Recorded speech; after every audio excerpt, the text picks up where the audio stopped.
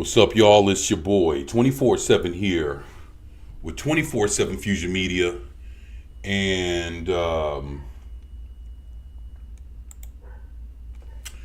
know, I'm just keeping my word like I said I would. And I'm back. So, hopefully, everyone out there is doing good. Hopefully, everybody's having a good day, good evening. You know, where you at? Whether it's in the U.S. or somewhere abroad. Hopefully, you guys are doing good. And I'm just happy to be here. Yup, happy to be here. Man, I know it's going to be cold tonight here in Houston. So, for that reason, I'm a little bundled up. But yeah, I'm just going to be checking out some pretty cool things today. So, hopefully, I saw this. I thought this was pretty interesting.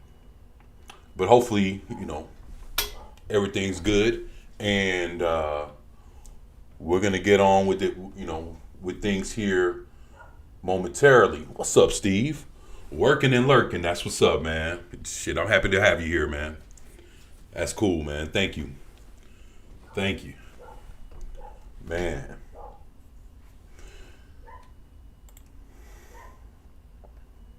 Man, I was looking at some of these books,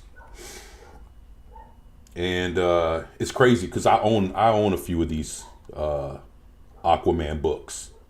I own this one, these two right here. I own this one right here. If you're an Aquaman fan, this comic book right here is probably worth more than some of the rest of these books. Even though, they all are not like comic books you can get for like a few dollars or some shit.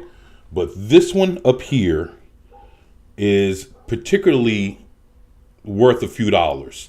The reason why is because this comic book at the top, right up here, is the first appearance of Vulko. And for you guys who don't know who Vulko is, he's basically Aquaman's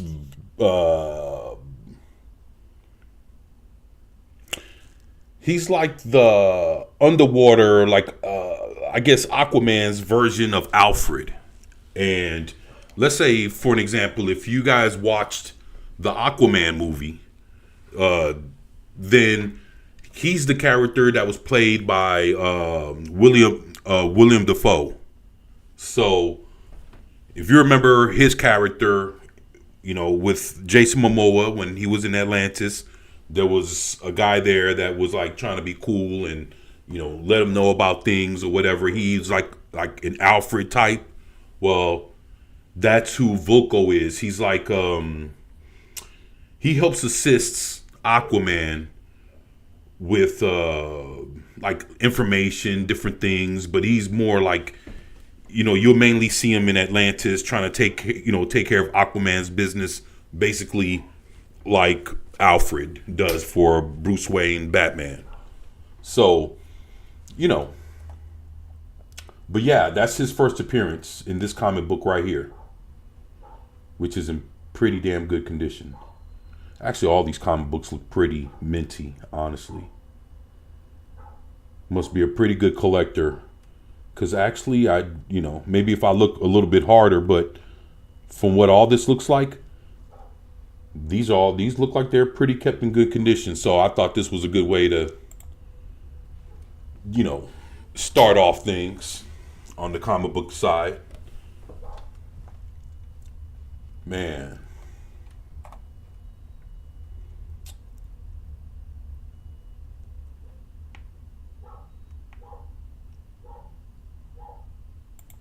To kind of like start things off, right? Let me fix this up a little bit. All right. Now,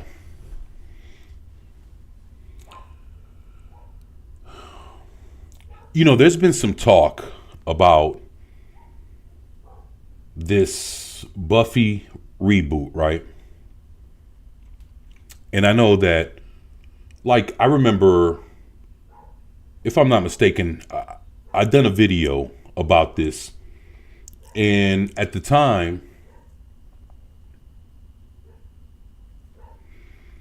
we didn't know what was actually going on, with this. And I found it interesting because the title of this reads, Sarah Michelle Gellar criticizes Buffy reboot cancellation, but sources say pilot wasn't good. What's up, Classics? What's going on? Classic Aquaman. Awesome. Yeah, man. Classic Aquaman. Actually, that dude, he had some issues that I don't even have. And that one Flash issue, I don't even got that shit. But I do have some old school Flashes. And I would have to say, out of that whole run of Aquaman comics, if I'm not mistaken, it's like, I should know, but it went from anywhere from 63 to 67 issues, the first run of Aquaman from the 60s. And I own probably about 70, anywhere between about 65-70% of the whole run. So there's still issues that I need to get, including issue number 1, which, yeah, good luck on that. But, it's never say die. You never know. You never know. I'll tell you like this. If I was able to get a minty copy of the original run of the Justice League, what issue did I have? Issue number 13 or some shit? And I got it for like $6 It was cheap in comparison. It was like $5, because it's also with tax and the shipping and handling. Yeah, I paid about $5 with the whole thing, and I actually got the comic book for about $250. I got the comic book, and then the rest of it went to the shipping and handling, because the dude was actually like, he wasn't trying like all these other people get you for your money on the shipping and handling. See, that's another thing too. When you buying shit online, you might get a comic book for a good price, and then when you look at the shipping and handling, you be like, holy shit, how the hell you gonna charge me $15 for shipping and handling for one comic book? And you're in the States, but then it's a hell of a price for the issue, because the comic book is like $2 or $3 for something like, oh shit, this is great. That's wild. Especially if you think you got a good deal, that they'll hit you in the nuts with the shipping and handling. I've dealt with that shit before. I don't know. I have a hard time paying for $2 or $3 for some shit where the shipping and handling is damn near $15-20. There's something about that, man. Just something about it. Yeah, man. So, yeah, but those Aquamans were crispy, man. They were crispy, what that dude had. Yeah, that shit was looking very, yeah, them shits were crispy. Very good, man. Hell yeah.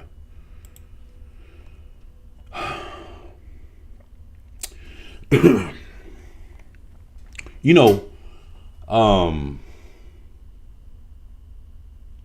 gonna be honest, whether I'm gonna say something about Sarah Michelle Gellar. I'm gonna be honest with y'all. I know people, we all know, yeah, she's probably woke. Everybody knows her husband is even more, Freddie Prinze Jr. is even more woker than her. All right, fine. But the two things that she's actually done justice to, and I mean, she's probably done a bunch of other shit, but I'm just saying, in my opinion, she always done Buffy justice, and even to today, she's done the best iteration that I've seen of Daphne in Scooby-Doo. And I'm gonna tell you something. For the Scooby-Doo movie, there's been other live action iterations, all done by the same, not the same director, but of course, can't remember who. I don't know if it's, what's that? It's WB or whatever the fuck. Or whoever fucking puts out the Scooby-Doo movies. I've seen different actors try. None of them are as good. And actually, none of them are as good or as funny as the first live action Scooby-Doo movie. None of them. And I love Scooby-Doo, so I've seen all the live action ones, and none of them are as good as the original one. And she did Daphne some justice. So with that being said, between Daphne from Scooby-Doo and Buffy from Buffy the Vampire Slayer, those have to be the two things that I would say she's done justice to on the pop culture side of things. So when I heard that Buffy was coming back, I wasn't necessarily like against it. I wasn't like, oh shit, this and that, Buffy, blah, blah, blah. In my opinion, I would have thought that, to bring Buffy back and basically give Buffy what it had, or, to bring it, to bring it back in 2026 or whatever, I think it would have been good. Now, understanding the details and under the premise of how this was being staged to go down, no, I don't think it was. And now, what's being said is, the actress breaks her silence on Hulu's decision not to move forward with the Buffy the Vampire Slayer sequel, which sources say Disney TV Group President Craig Erwick scrapped. Man, that's tough. But I don't think that one dude. I don't know, man. I can't see one guy being the sole reason why a whole project gets scrapped. I think it might have been more than just him, if that's the case. It says Sarah Michelle Gellar is detailing what went wrong with the Buffy the Vampire Slayer reboot, and says one executive is to blame for the show not moving forward. So she was going to reprise her role in a version of in the new version of the show from Oscar-winning Hamnet director Chloe Zhao. Oh my God. You know what? Basically, what everybody got in the internals, you was going to get that shit Buffy the Vampire Slayer. You know what I'm saying? Like that kind of energy, that bullshit, that whatever the Eternals was, you was going to get that with the Buffy the Vampire skin put on that, for gamers, if you guys know what I mean. But yeah, it was just going to be Buffy in appearance, and then have dialogue and circumstances, on the vampire level, but equivalent to the Eternals. In the same way, Chloe Chow, whatever fuck her name is, whatever, the same way she was put onto the Eternals and didn't know what the fuck she was doing. That's the exact same shit they did. They took her and put her to some Buffy the Vampire Slayer, and somebody thought that something good was gonna come out of that shit. Come on, man, fuck out of here. She couldn't do shit with the Eternals. What the fuck she gonna do with Buffy? Come on, that right there. And that's what I don't get about certain people. Like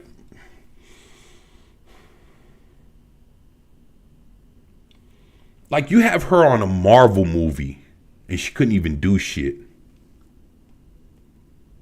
You got her on Buffy the Vampire Slayer. And again, I talked about this the other day. How you gonna have Buffy just playing a reoccurring role in a show that's called Buffy, but starring some other motherfucker that's not called Buffy? Like, what are we doing here? So why don't you call it, what's her name? What's the name? They didn't even tell you. See, that's what's so fucked up. Let me ask you this. Everybody that's listening to me, let me ask you a question. If you know anything about this Buffy the Vampire Slayer thing that's going on right now, out of everything you heard and you've seen everybody like what I'm doing right now, reading articles and shit like that, the one thing they never say, because there was even a part, I remember I read one of these the other day, and it got down to the actors that were in the show. And what they did was they said, okay, this actor here was in the show and his character name was this. This actor, real name of the actor and the character they played. You know who the fuck didn't get one of those? Whoever was going to be the new Vampire Slayer. And I even said it. I was like, okay, we have all these characters, but who's the new Vampire Slayer? If Buffy's going to have a reoccurring role, that means she shows up every other episode. Every 2 or 3 episodes, she shows up. Okay. So if she's not going to be around and this show is focused on the new motherfucker, what's that person's name? Nowhere in sight. Even here, they'll tell you about everything about it, the show, other characters, but they're not telling you who the new the Vampire Slayer is. Because why? Why didn't they call it the new character's name? That shit's whack. I'm telling you, that shit is just bogus as fuck. So there you go. So basically, you use them just the name of Buffy, and everything else is centered around another character. Like I say, they willowed this shit. That same thing they did with Willow. Willow's running around trying to keep up with all these motherfuckers, and the show ain't even about him. Like, what the fuck are we doing? This Willow in name. Come on, man. And what? So how about this? So they were gonna do one or two things with Buffy. She was either gonna be a washed up Vampire Slayer, which I doubt they'll do because she's a chick and they're not gonna probably have, do her like that or whatever the fuck. Or she's probably like, getting ready to retire or some shit, which doesn't make fucking sense either. Something about it. There would have to be a reason. Why is she playing the backdrop and not the star of her own shits? Was it Jessica the Vampire Slayer? They should have called it Jessica the Vampire Slayer. If that's the new bitch, call it that. But they can't. Because they know the show wouldn't survive.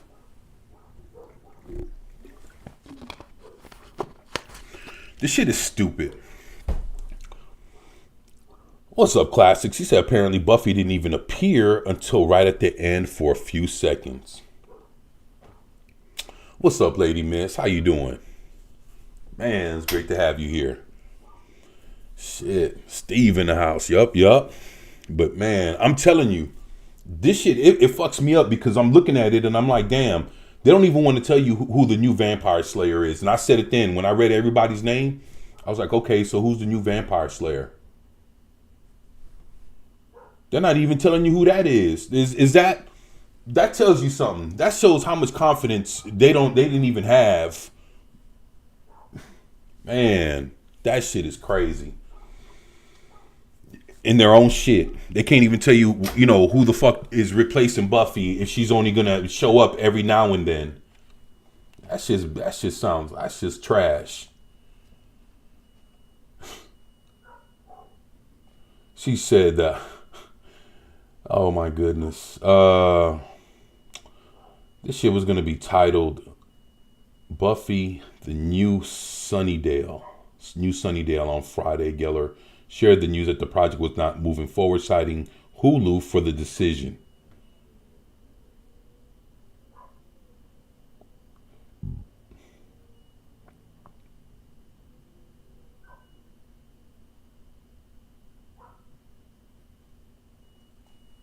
Lord.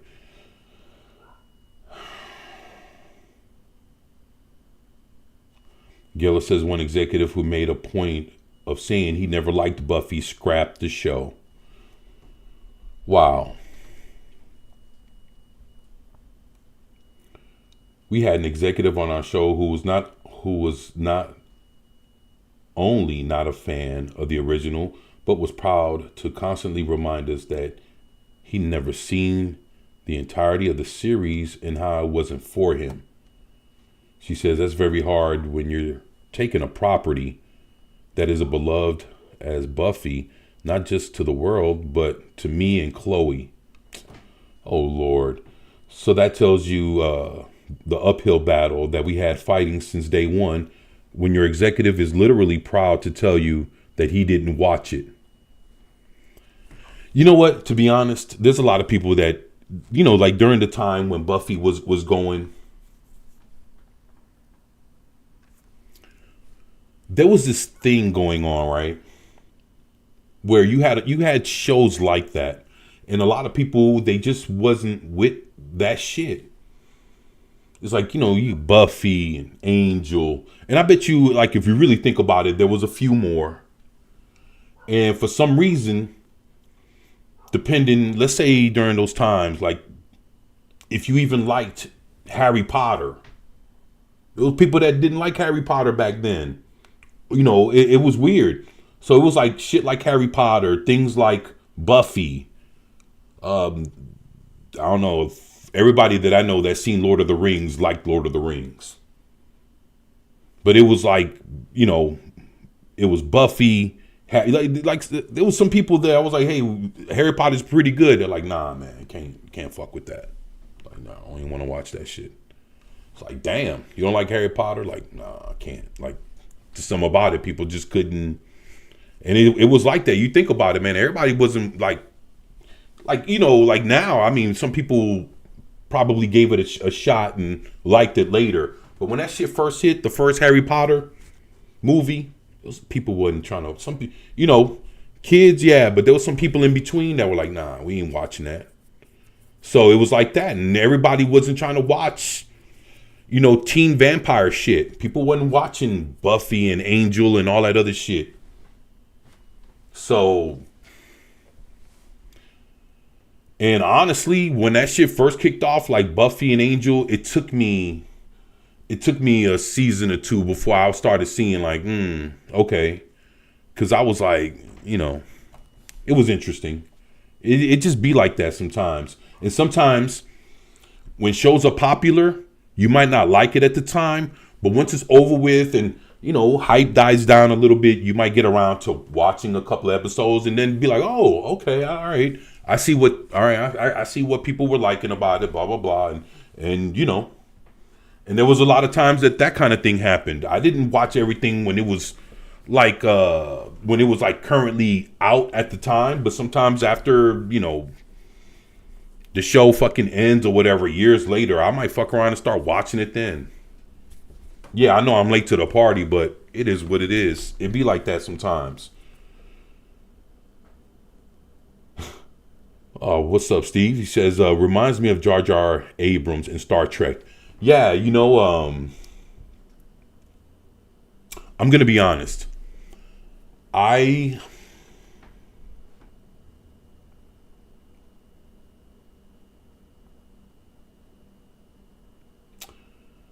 I watched the original Star Trek, right? The JJ, the first JJ, right? I own the movies, so I'm not gonna be like, oh, la la la. Matter of fact, and I do.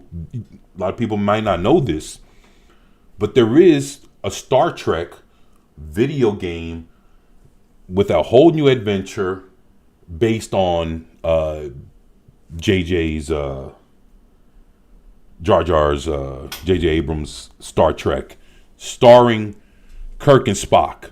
So you had Chris Pine and you had Zachary, what the fuck his name is, and it's an adventure that's both of them, and you're running and you're shooting people, and you doing RB cover and shit, and it's like you guys are trying to figure out some shit, and you could play it like a co-op. I own that. And a lot of people don't even fucking know that shit even exists. But I'm a Star Trek fan. But what happened was, when I saw the second one, the third one, but I saw it for like $1 or whatever the fuck at a pawn. So I went ahead and for $1, the fuck, I went ahead and got it and was like, all right.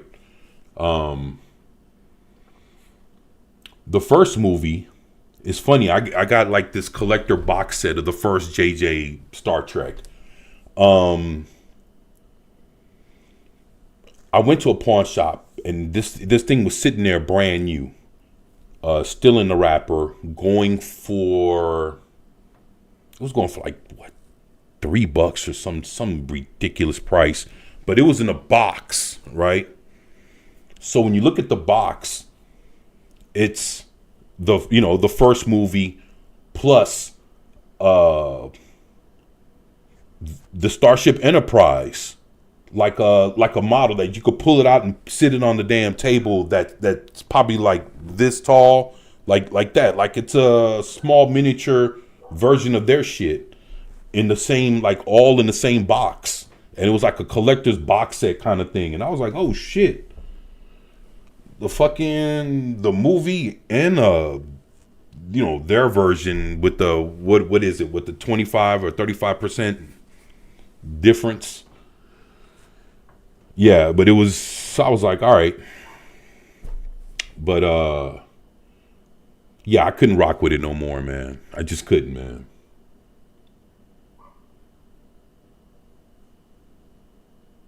The thing that kind of made it like hard to, like, I don't know.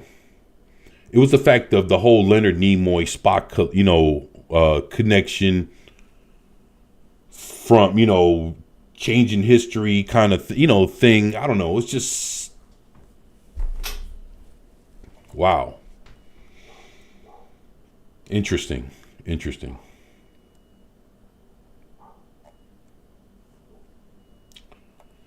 But yeah, this thing's DOA, and she's talking about her and this director. I don't know, man. It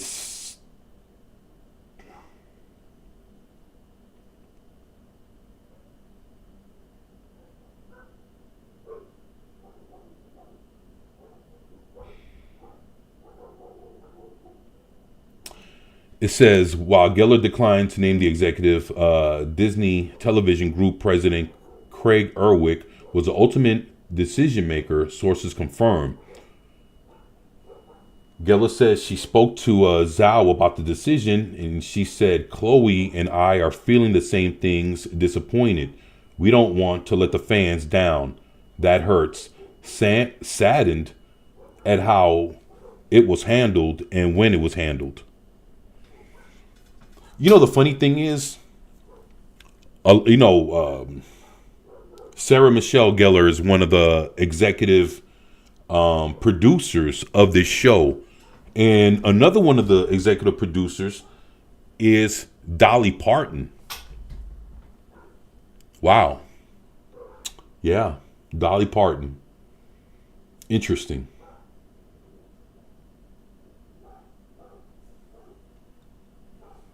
Abram said that he was never a Star Trek fan. Then don't take the project. You know what, man? The thing is, the reason why a lot of these fucking movies, especially like the remakes, the reason why a lot of them are so shit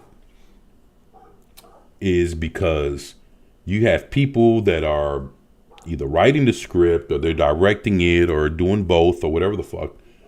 and they either don't like or they don't respect the. So they're like, you know what, fuck it, I didn't like it because of X, Y, and Z. So you know what I'm gonna do? No matter how popular it is, the person that's either doing the script or directing it say, you know what, like James Gunn, I'll tell you like this. James Gunn says, you know what, I don't like Superman, but if I was to do a Superman, I'm gonna do a Superman movie and do this, boom, boom, boom, boom, boom. And you know what we got? We got James Gunn's version of Superman, and that's the shit that hit the theaters not too long ago. That shit was trash. Superman got kicked in the nuts and got called a bitch in his own fucking movie. How the fuck does that work?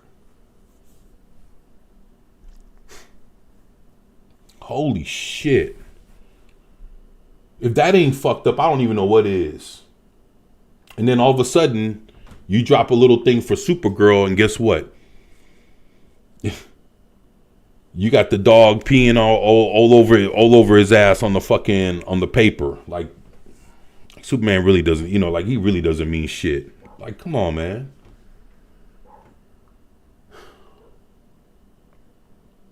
Just, it's so fucked up. And you know what? Again, that's Superman. That's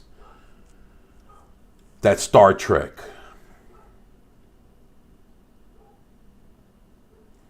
And I mean, we could probably run down the line.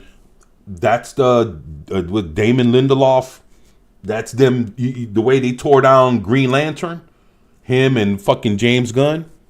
Why? Look, if that's the case, why take the project, and even to take it a step further, why would James Gunn even decide to put the project out there if he didn't give a fuck and thought that Green Lantern was, some corny motherfucker with, a magical ring or whatever the fuck, to the point where you making the same mistake with this shit as you did with the, Green Arrow. Oh, well, the guy's so corny, we can't even put, his whole name out there. Then why even bother, man? Why even fucking bother? I don't even fucking get it, man. Shit.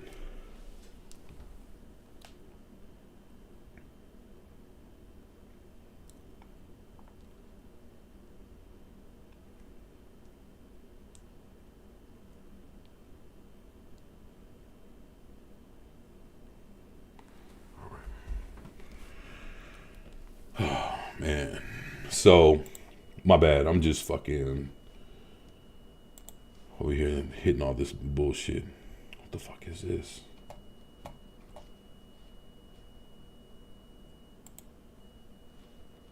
I don't get what's going on with that, but yeah, it's funny.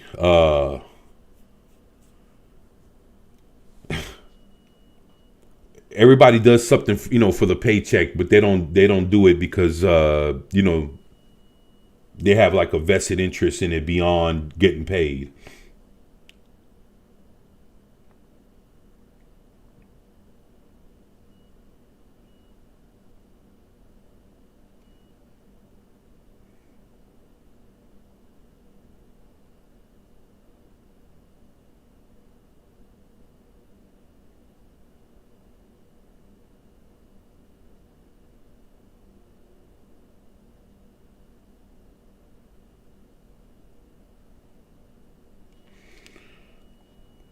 Ryan Kiera Armstrong. What was the name of the character?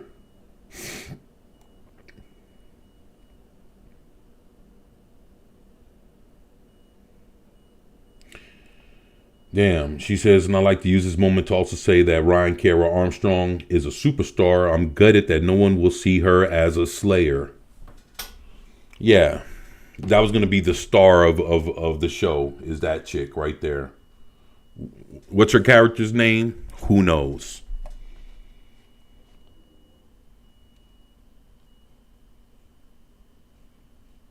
Wow. So this takes, and then, and of course, I saw, some people actually you know, it's crazy. I saw some people actually talking about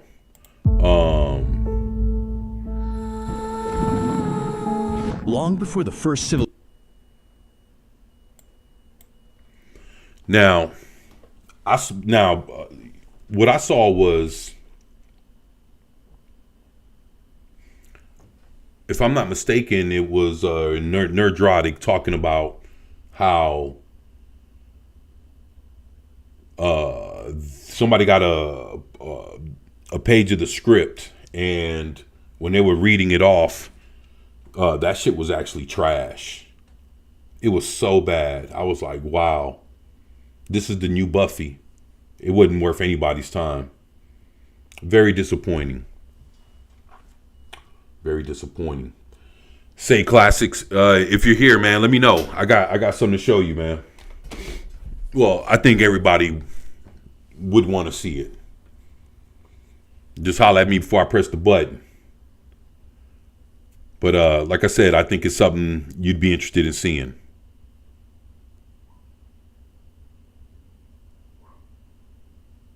And I do apologize if you guys hear dogs. There's some dogs next door. Just like a little bunch of them motherfuckers, man. So I can't control that. But I apologize.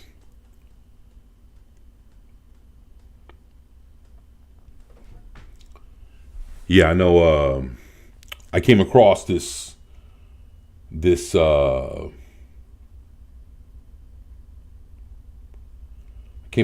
thing that I wanted a Classic to see of My Tour, and I remember My Tour when I was a kid. I haven't seen it in a long time, but it was a very dope concept of a superhero. And I know he said he was working on a My Tour project, and I was like, well, I thought maybe he'd want to check this one out. But I'll tell you what, we'll hold off for a second, see if he pops up. But in the meantime, I got something that I thought was a little interesting. I want you guys to check this shit out. Check this out.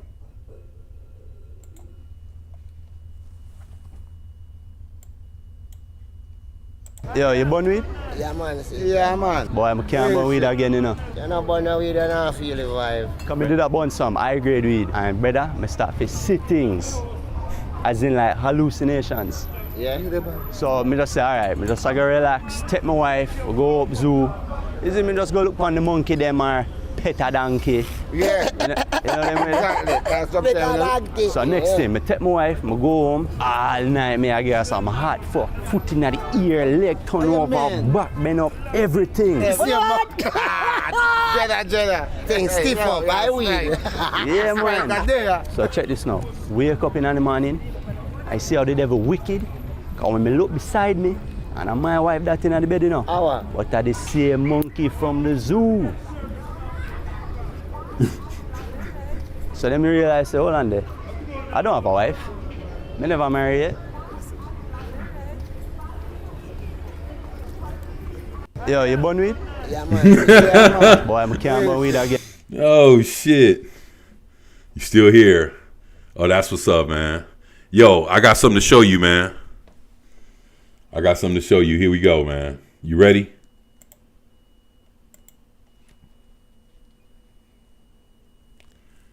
Yeah, check this out, man.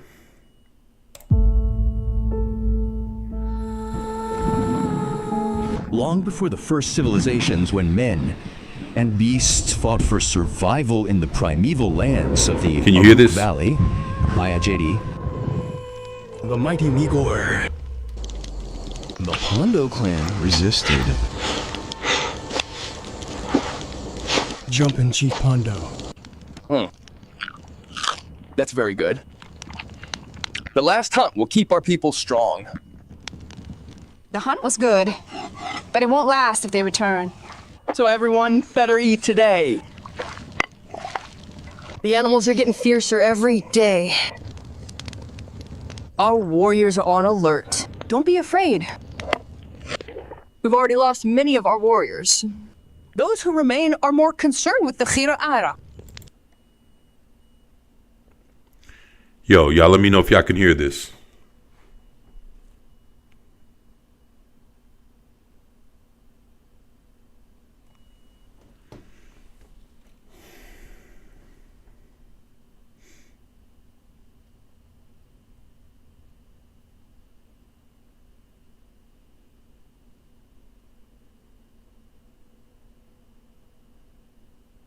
Yeah, I'm just trying to make sure that you guys can hear this.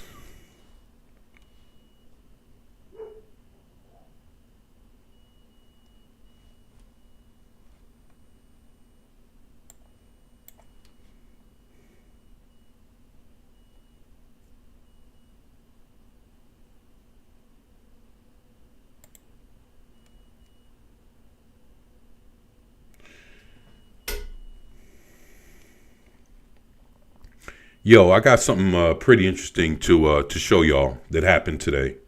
If y'all interested in seeing this.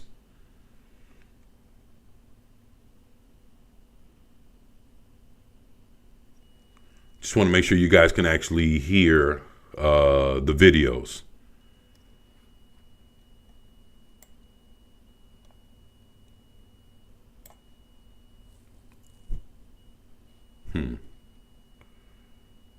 Okay.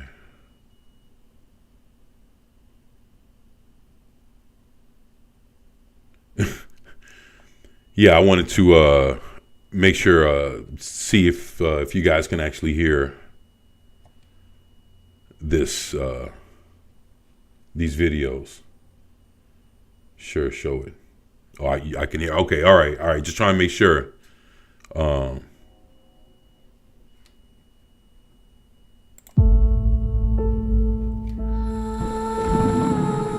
Long before the first civilizations when men and beasts Let me know if you fought can hear for it. survival in the primeval lands of the Aruk Valley, Ayajedi, The mighty Migor.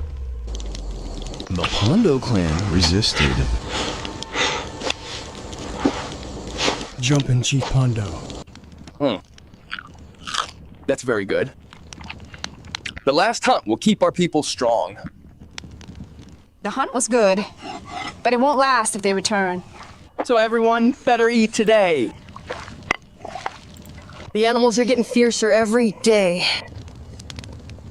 Our warriors are on alert. Don't be afraid. Cool, thank you. We've already lost many of our warriors. Those who remain are more concerned with the Khira'ara.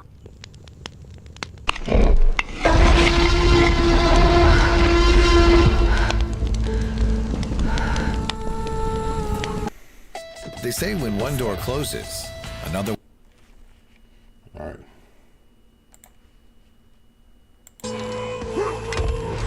My bad, y'all.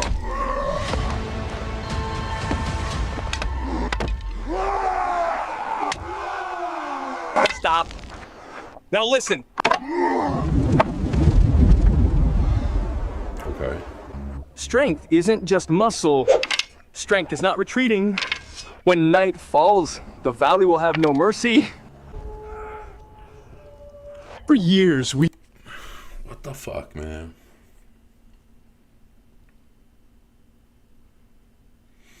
Yeah, all right. So I'm just gonna be honest. This thing might look good, right? Or visually it's whatever. But I'm not gonna lie.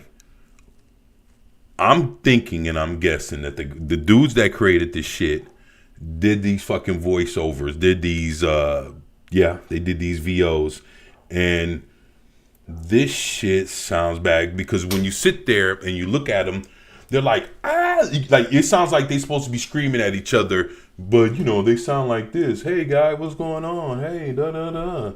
So how the fuck do you sound like that? And you supposed to be screaming? It just took me out of the shits. I ain't gonna lie. We fought against men, clans who covet our lands, our blood. But now, the very beasts of the valley turn against us? Yeah.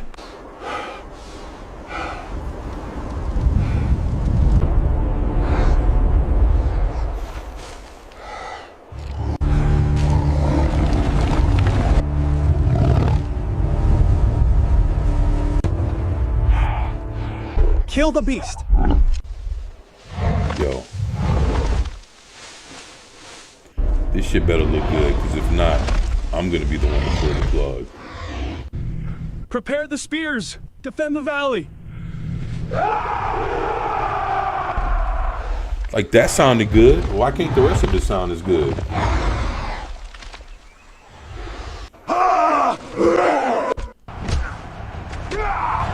What are you doing?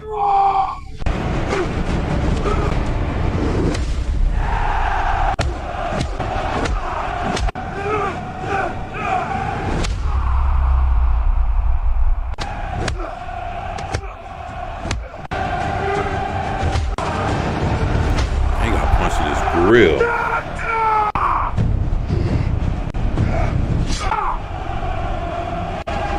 No one touches him. God, that sounds bad. The Guardian is born. Chief Pira. And it's the same guy doing everybody's voice.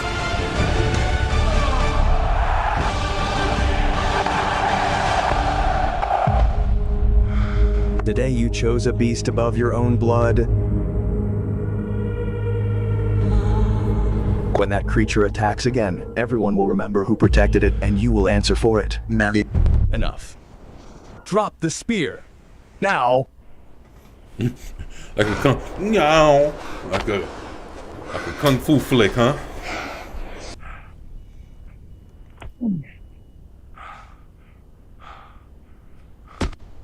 We are still at war. The Tiger Men do not rest. They can attack at any moment. I just want to see the transformation. I want to see how they pull this off. That's AI for you, but it'll get better fast. Unfortunately, I know, right? As long as there is war, there is no room for weakness. Doesn't fit the words, especially when If it's he the chose same to guy protect doing those who everybody's devour voice. us, let him bear the consequences. From today onward, the life of that creature belongs to Thor. As long as you live under this sky, you will carry the weight of your choice.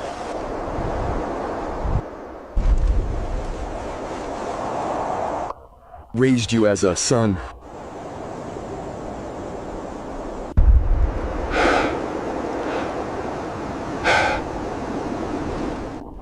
But a leader protects his people above any man. You chose the creature, so you will live with it. Yo. The creature will live. All right, fuck this. These motherfuckers are laughing through this shit, and they the ones that fucking made this. Look, I know this is whatever, man, but these motherfuckers are laughing doing the voiceover. I can't take this shit seriously. These motherfuckers can. So, yo, I can't do it no more, man. Yoinks. Told you that. But I tell you what, we can replace that with real quick. You remember that badass Punisher shits that we watched? What was that, yesterday or the day before? Well, this is part 2 that just dropped. So, if you guys love that Punisher shit we watched yesterday or the day before, then, was it yesterday? I think it was yesterday. Yeah. Oh, you didn't like it? You said, yeah, nope. Yeah, so basically, like, this right here is part 2. So I figured, let's go ahead and get this a run. If you guys enjoyed the first one. I thought the first one was pretty dope. Thought it was done very, very well. And I think it'll get that bullshit we just seen for a couple minutes. I think it'll visually rinse our mouth out of that shit. Yeah. Told you. you that fucking alarm was silent. Step on it. We're still too close to the precinct. Relax. We're in the clear. Look at this hall. Christmas has come early, boys.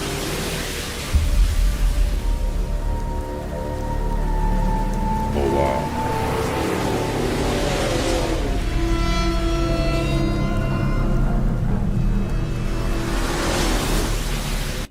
Now, this just dropped. So, the last Punisher that we saw yesterday, I think it was, that came out about 2 weeks ago. This just came out yesterday. This is brand new. So, and this is part 2. So it's a continuation of the Punisher.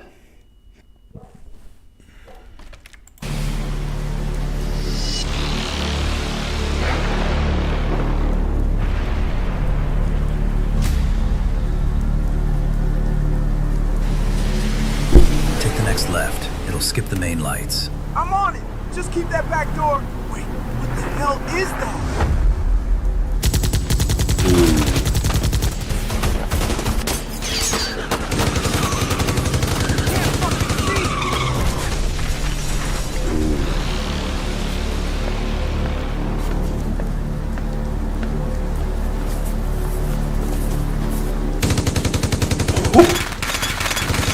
Yo.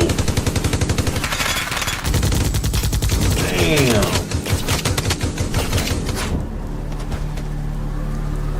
Yup. This shit is fucking raw.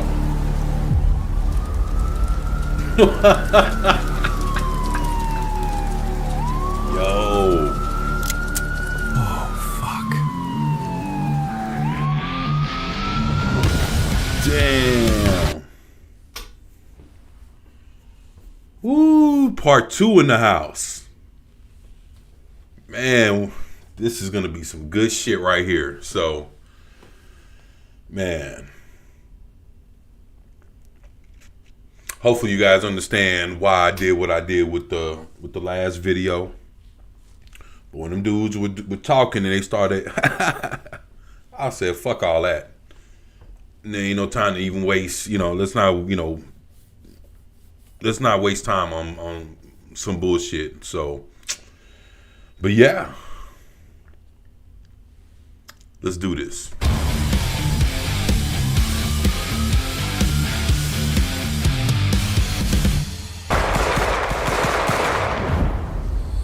Wow. Oh shit, the Kingpin.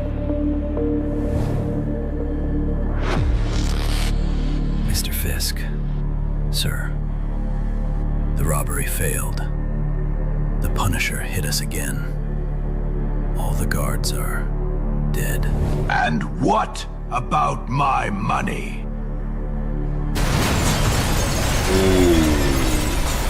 How many times do I have to tell you people? I don't accept failure!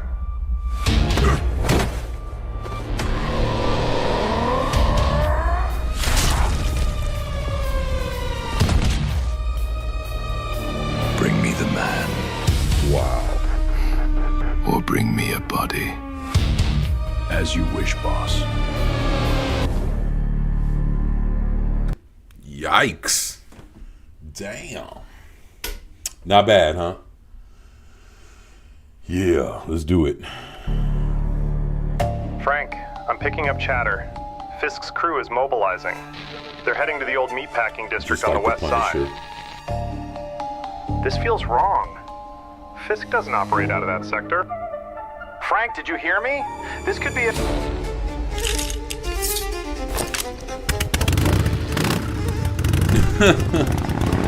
This could be a setup.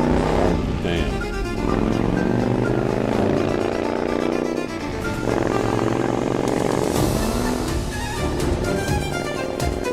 Wow.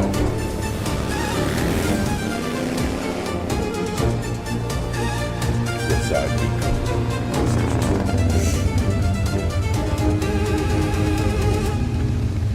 Man, the visuals look dope. I like this. This looks fucking awesome, man.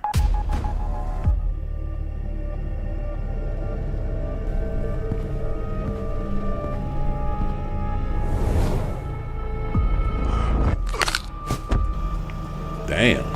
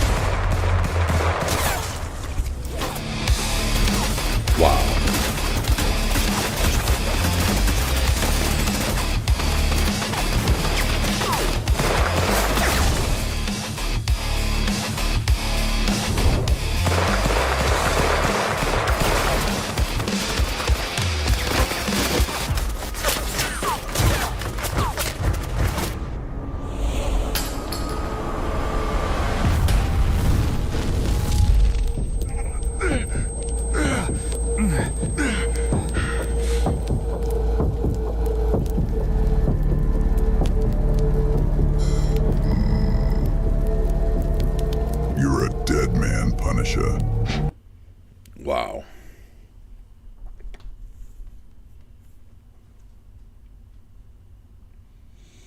Wow, this is interesting.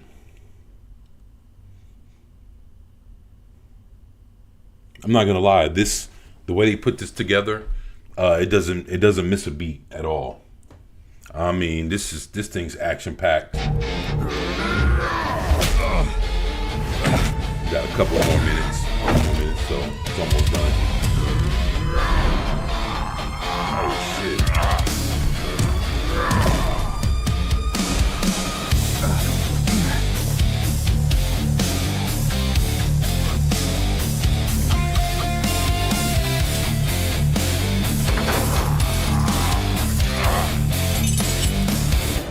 Hey, asshole. Catch.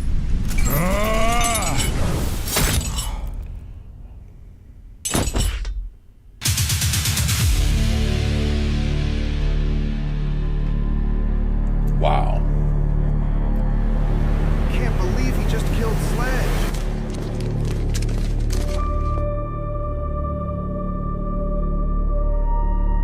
Get in the freezer. Boss wants you alive.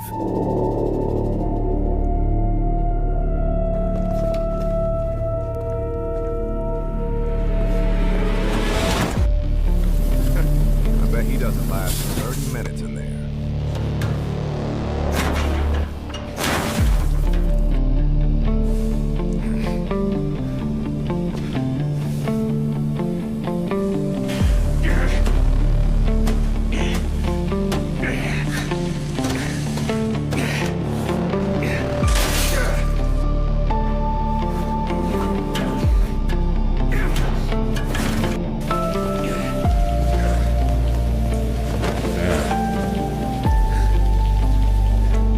Fucking resourceful shit.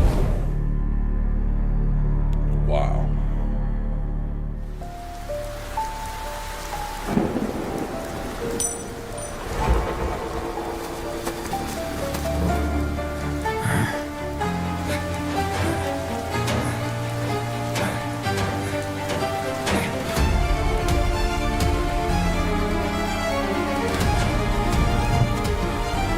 The hell? How'd he get out? Open the garage! He's outside!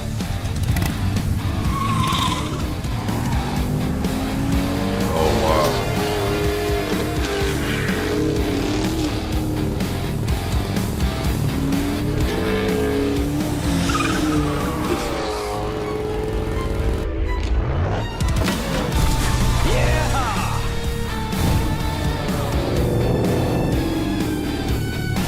I mean, the way this dude frames the action is just unbelievable.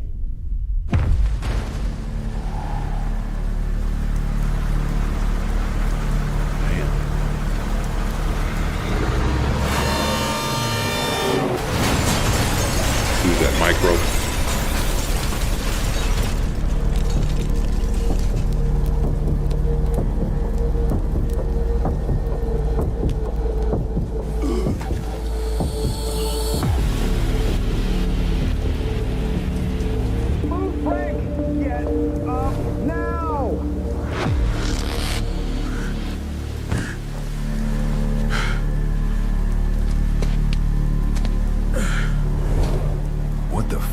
did you do to my van?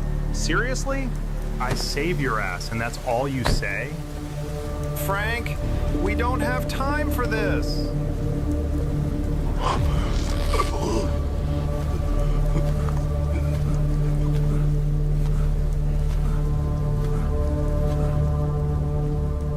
Wow.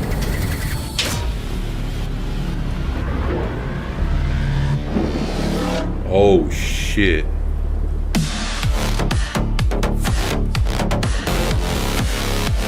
Oh wow.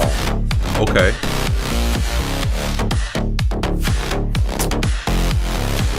Wow.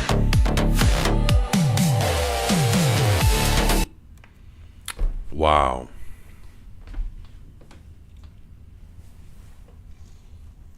So that's how Daredevil looks in this thing. This is dope. I'm not gonna lie.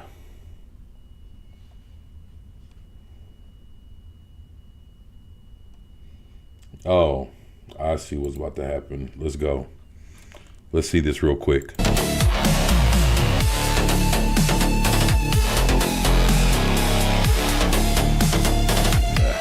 guys tell you exactly what they use to put this shit together. Interesting.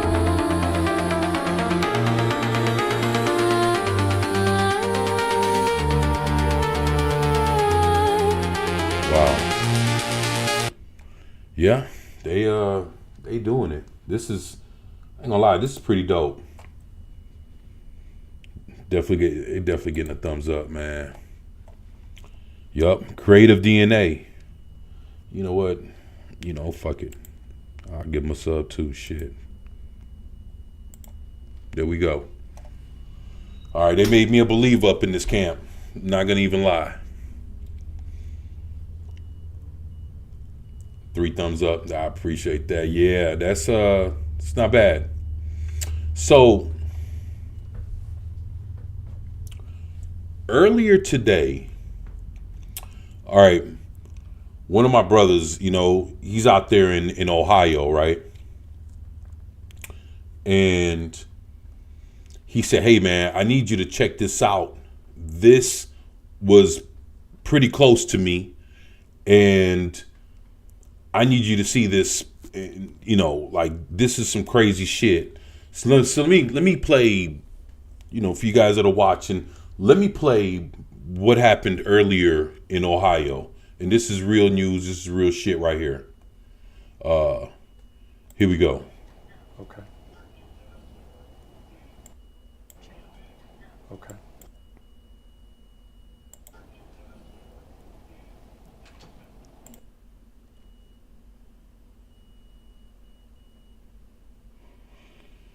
So basically, a 7-ton asteroid hit in Ohio today, in case you guys didn't know. And so let me see. Okay. Good afternoon, everyone. Brian Duffy live in the 19 News digital studios as we continue to follow our breaking news here of this incredible issue that we dealt with this morning with this meteor, an eventual meteorite here in Northeast Ohio. Before I get to the breaking news on this issue, which is some incredible news from NASA, I want to just take a step back and think about what we've been dealing with here in Northeast Ohio since Friday. Okay, consider this. In the last 5 days, we had a major windstorm with wind gusts up to 80 miles an hour, knocking out power for over 200,000 customers in our region. We then had a 75-degree day. We then had another windstorm. We then had cold air come in, which created a snowstorm.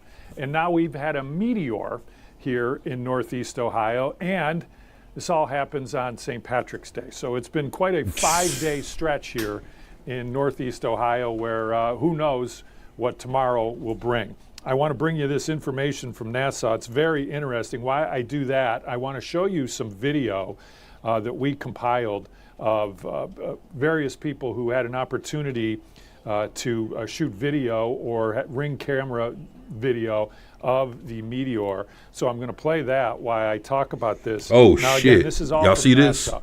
Eyewitnesses in the states of Delaware, Illinois, Indiana, Kentucky, Maryland, Michigan, New York, Ohio, Pennsylvania, Virginia, the District of Columbia, and the Canadian province of Ontario all filed reports with the American Meteor Society website of a very bright daylight fireball seen at 8:57 Eastern Standard Time. The meteor was also detected by the geostationary lightning mapper on the GOES satellite and several cameras in the region.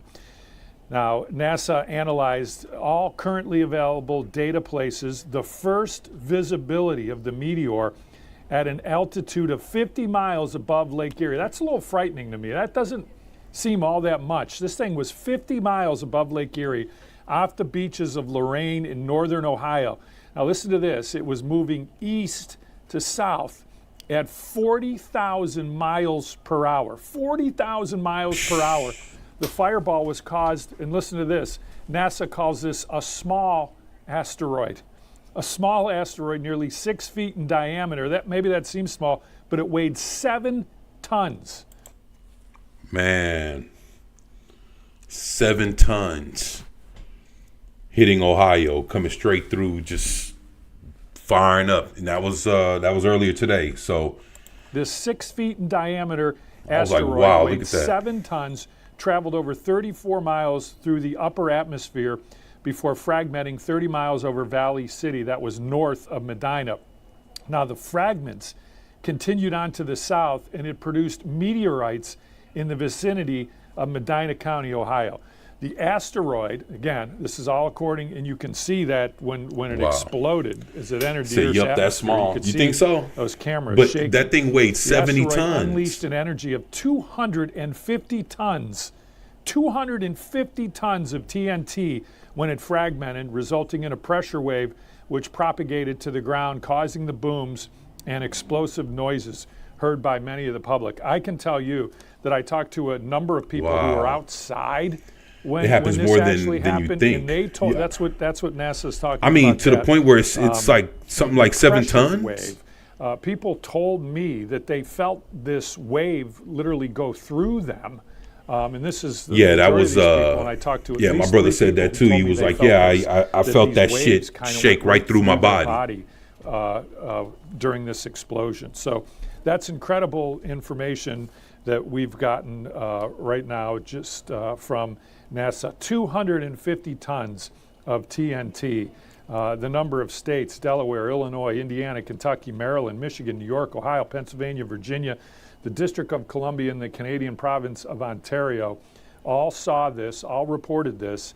And once again, this was based right over us, right over You're surprised it doesn't Lake Erie happen more often? here in northeastern Ohio. Yeah, I know, So right? I mean, absolutely I heard a incredible few stuff things, that about we how have it witnessed bounces here and today.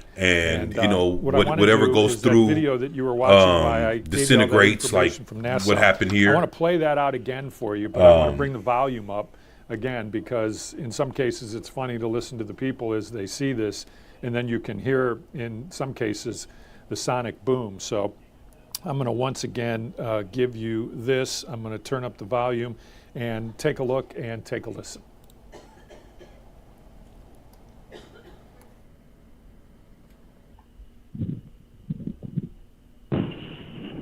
Damn, yeah, you can hear that shit.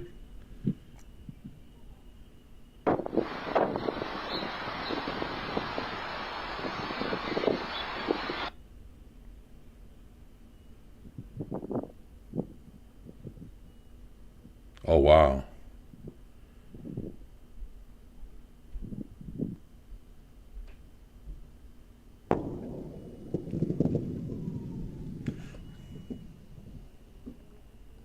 My sister lives near, okay. Wow.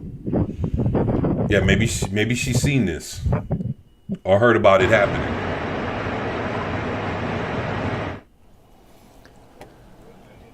Okay, so that gives you a good idea of what a lot of people all over Northeast Ohio saw and heard today. Certainly, a day that we will all remember during a 5-day stretch that we're all going to remember, from Friday and the windstorm to the meteor today on St. Patrick's Day.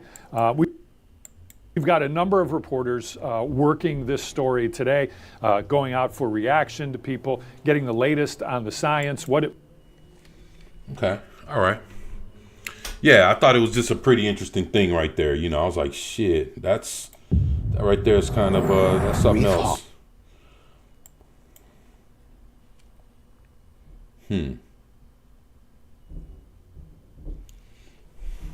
Yo, did you guys hear about the new Keanu Reeves movie that they just dropped this trailer for? Just curious if you yeah, they got this trailer called Outcome, and it's new Keanu Reeves movie, and I've never heard of it. Didn't know if you guys had gotten a chance to check it out.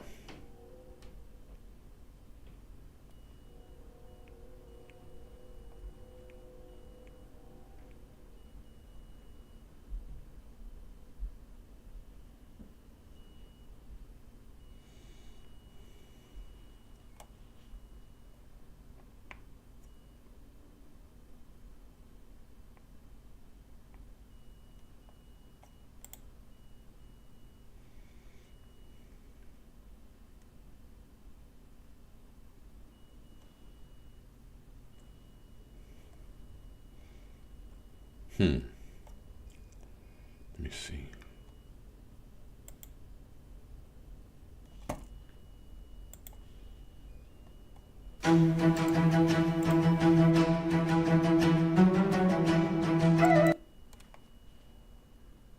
Hello. Oh yeah, that's right. That's this, yeah. Okay.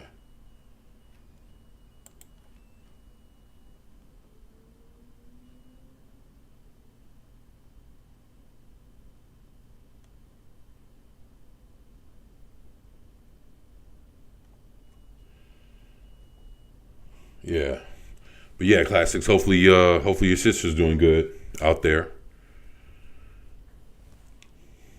because people seen that over many states. So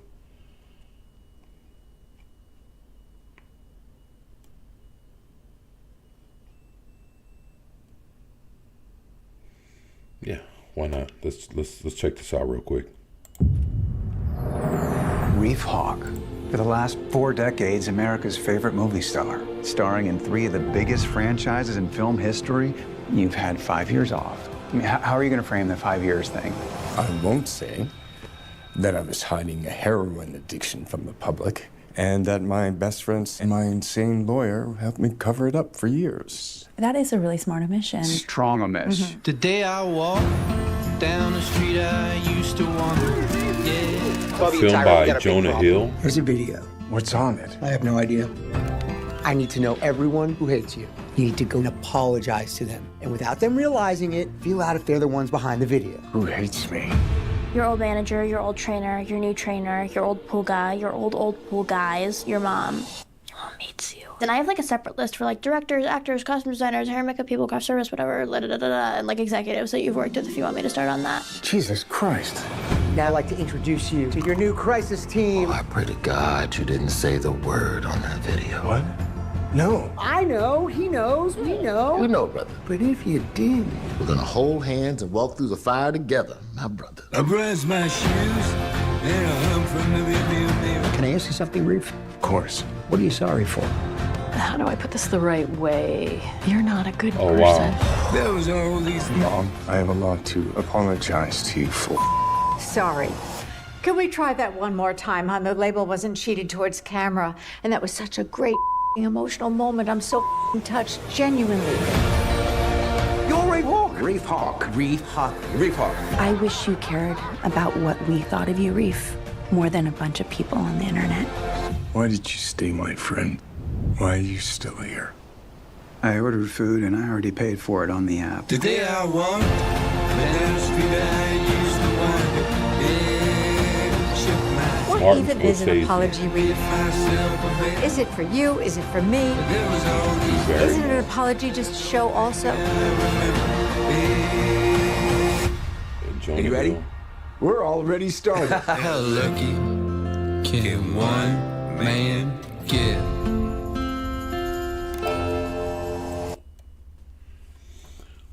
Let me ask you something. Is this something that you would watch?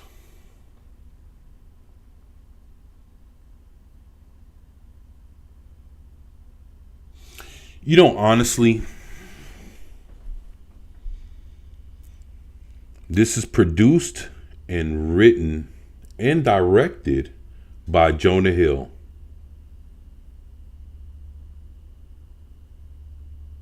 Interesting.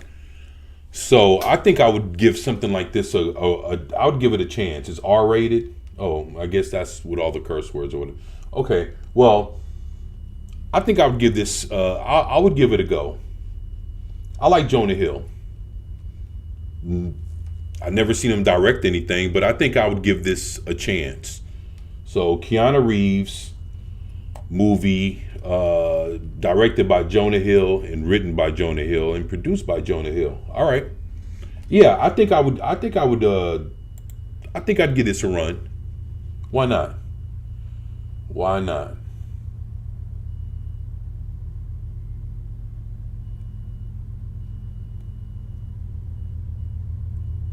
Nobody loves DC Comics more than one person. This one person being James Gunn. But apparently somebody else does love DC Comics more and wants to get rid of James Gunn and take over DC Studios. This is the man in charge of Paramount.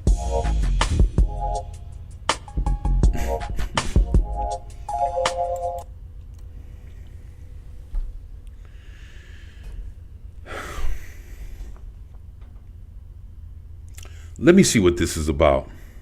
I saw the title and I was like, okay. Okay, guys, let's talk about the latest report, which comes at us from Deadline, as they have learned that Paramount CEO David Ellison is viewing the WB Discovery acquisition as one of the biggest, most successful wins of his career, and that he is super excited to get his hands on all the properties and what they have to be able to produce more content and elevate Paramount to what they believe will be a top studio, topping everybody if everything goes according to plan. Wow. Furthermore, they talk about how David is a huge fan of DC Comics and those characters. And okay, all right. So the head dude leading the charge on the purchase of the purchase of Warner Brothers from Paramount. Through Paramount, is a huge fan of DC Comics. Interesting. I want to see where this goes. That he views them as the key to success going forward. Now, recently there was a meeting that Deadline got their hands on some of the info, and they say that David was highly praising DC Studios and DC's output, and that, again, he's excited to get his hands on it. Now, the next part of this story doesn't come from Deadline. Instead, people are misrepresenting it. And they're saying that during this meeting, that he was saying that he's excited to be hands-on and then be the guy in charge of DC Studios leading it forward and be hands-on. Now, again, guys, he's a CEO. He doesn't get his hands dirty. What is happening right now is that people reporting this are Deadline, and people are adding more of nothing, where they're saying, well, Deadline heard this, but my source in the same room heard this. So your source is more reliable than Deadline's source? And your source is telling you that he outright said he's going to take DC Studios and be the one in charge of it?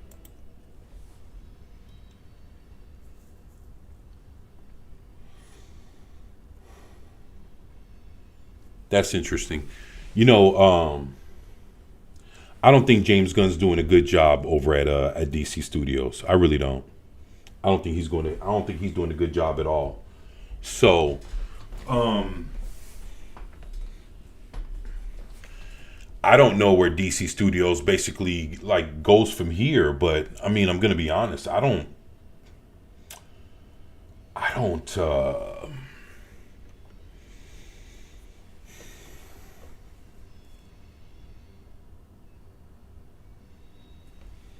don't think they have any hits. Oh, you're back. All right. Great to have you back, Lady Miss. I don't think that DC Studios is going to make any kind of impact in comparison to what's coming from Marvel. When you compare the DC slate versus the Marvel slate at this particular point in time, with Avengers Doomsday and Secret Wars, and if I'm not mistaken, I think Secret Wars is supposed to be a 2-part movie. So basically you're getting 3 movies along with Spider-Man. And you got Spider-Man, which I think is going to be closer to Secret Wars, if I'm not mistaken, or in between both of the movies, Secret Wars and Doomsday. Either way it goes, you have all that along with Spider-Man coming, and the only thing that we have for DC Studios is a Lanterns show, Supergirl, Clayface, and Superman, which is going to have all the same fucking characters and all this other shit that just failed in the Superman movie, even pulling in Peacemaker. DC Studios is cooked. I'm sorry. They're fucking done. What? Okay, how did Deadline not get a hold of this? If he was out there prancing about potentially getting rid of Gunn and being the guy in charge. Also, why is the CEO with no directing experience going to be taking everything over? I'm just going to put a stop to this right now and tell you guys that what he said is he's excited to get his hands on DC because he is. They're some of the most recognizable characters in history. But there is no evidence he said he's going to take everything over and do it himself. This is literally fear-mongering. That's all it is. There is nothing here. I searched high and low and looked through all the feeds of all the people reporting on anything from Deadline that have stated anything DC. There is nothing. Mark my word, quote me on this, there is nothing. People are making things up. He's excited to get his hands on DC because it's a valuable property. Thank you for checking out that video, and thank you for your continued support. Feel free to like, share, subscribe, do whatever you will. And if you're so inclined and would like some additional... Yeah, I mean, people are really trying to figure out what's what with all this. I hope they get it together, but I don't think it's going to be a thing where James Gunn is going to be the deciding factor of what's going to make DC something great for people to be involved in. And the one thing I can say about all of this that I think people are very, some people are missing the point in, especially the people that are purchasing Warner Brothers. I hope Paramount figures out what to do about DC Comics. And the thing is, you basically need DC Comics. Like the comic book side of things is what propels the Hollywood side of things. Why? Because a lot of these writers are cherry picking from the storylines already created through the comic books. So basically, if you don't do what you're supposed to do in order to protect the source material,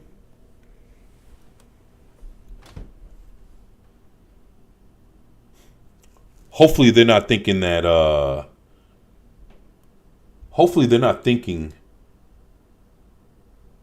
the script writers are going to do better than the people that originally wrote these stories. No, that ain't going to work.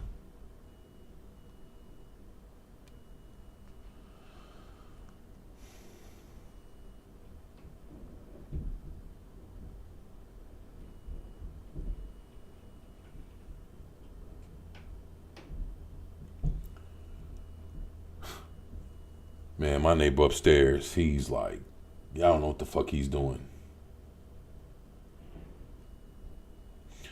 Look, I saw this thing about Rocky, right? I thought it was pretty interesting.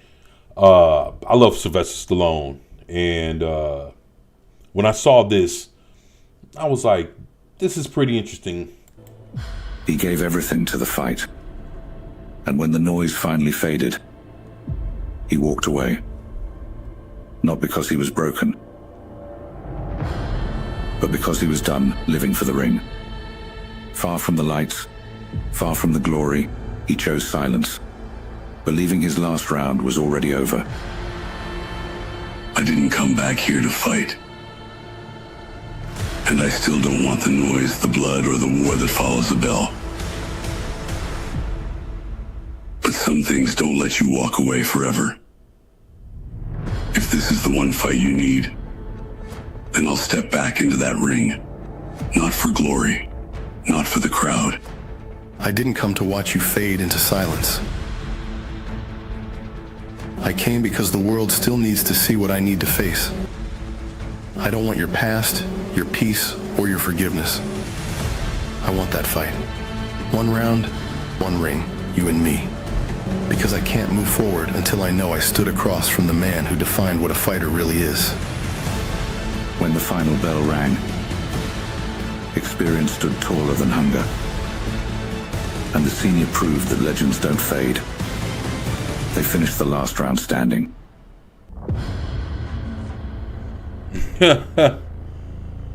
Wow. What do you think of that shit? Ain't that something? That's very interesting. I saw that. I was like, oh. I mean, the shit people can come up with nowadays. This is fucking, it's amazing, man. It's interesting. I'm not gonna even lie. Wow. Let me see. What else did I have?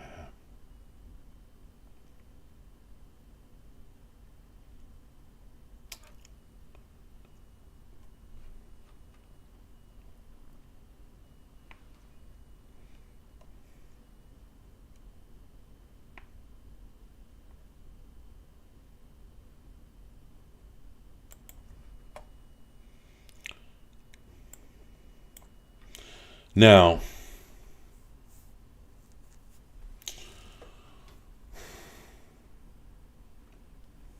I don't know if you guys ever seen this YouTuber, right? He goes by the Real Life Fake Wizard. And he talks about a lot of pop culture shit. And he's pretty interesting. And actually, I've been following him for some time now. And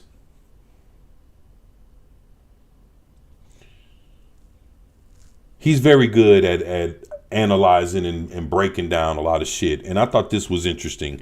Now, you know, just so that you guys can see, like, the name of this here is the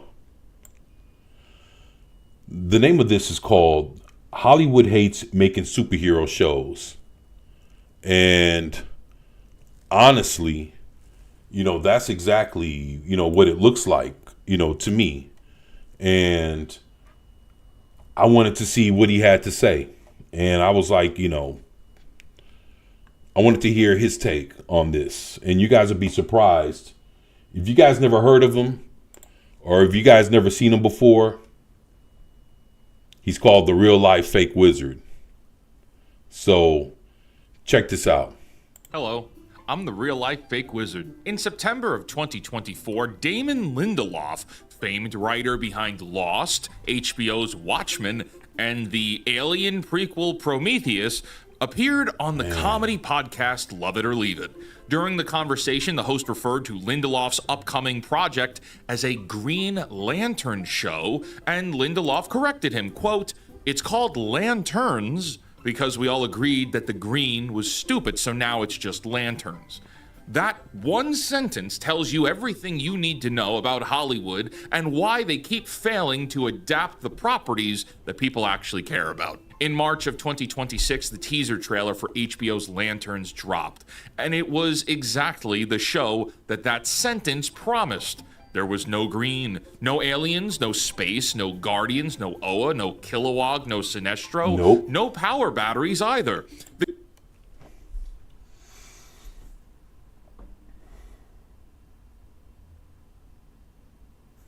You know, it's funny. I remember sitting here watching this with y'all, right?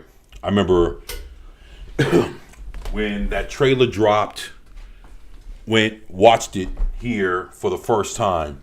And I had quite a bit to say about it as I watched it in real time. And the one thing that was going on with that trailer was everything that wasn't Green Lantern. Nothing Green Lantern like. Nothing.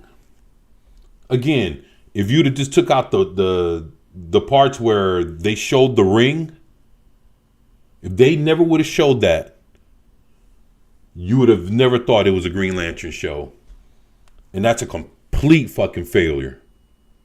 The Green Lantern suits appeared exactly once, hung up on a hanger in a closet and dusty, which is canonically wrong because the suit is a construct generated by the ring. The entirety of the trailer takes place in an American desert and featured other comic book property that parents can't enjoy with their kids. Jon Stewart tells Hal Jordan he's better than him. A local sheriff tells Hal to stay out of her way.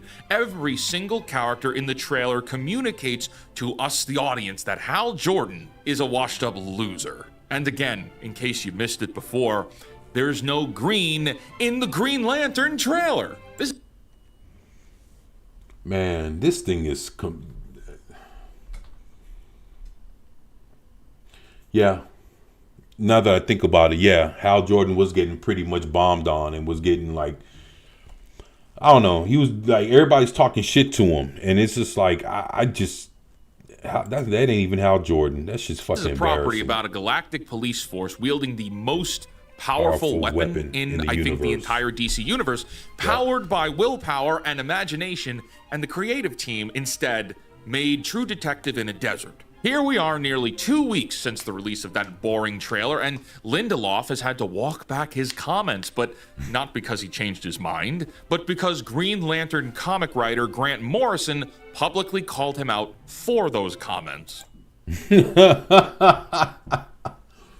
Man. It's crazy because I read what Grant Morrison said. And I'm not going to lie, when I read what Grant Morrison said, I bust out laughing so fucking... I know my neighbors heard me. My neighbors had to have heard me fucking bust out. I was like, oh shit. I bust out laughing so hard. Man.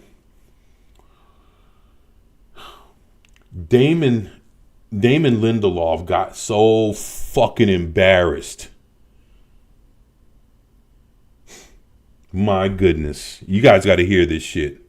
Lindelof posted a lengthy apology on Instagram admitting he made a dumb joke on a comedy podcast and that green is, quote, his lifelong favorite color. He said he was sloppy and careless with his words. Fine. I mean, say what you need to say, Lindelof. The damage is done, and the audience already knows the truth. That trailer spoke for itself. We didn't need your green is stupid comment to know how you really felt. The show looks exactly like what a person who thinks the Green Lantern is stupid would make. Now, my friends, this is a... You know what? He makes a good point. Like, for that Green Lantern show to be everything that's not Green Lantern, the only way that show even looks that way is because it's made by someone who doesn't even respect or gives a shit about what he did what I said these fuckers do. They'll sit there, look at something, don't like it, and be like, you know what, I don't like this and that about this particular thing. I'm gonna recreate this in my image. That's what we're getting with this Lantern show. Pattern. This keeps happening, and we keep talking about it because it keeps happening. Adaptations are consistently hijacked by studios for value extraction. They don't care about Green Lantern, or you, or DC, or your connections to any of those properties. All they care about is using properties like Green Lantern as vehicles to tell stories that they couldn't get greenlit because of risk-averse studios. And the reason for that is because at some level, these studios know that what modern Hollywood writers and creators are capable of making now is actually dog poo.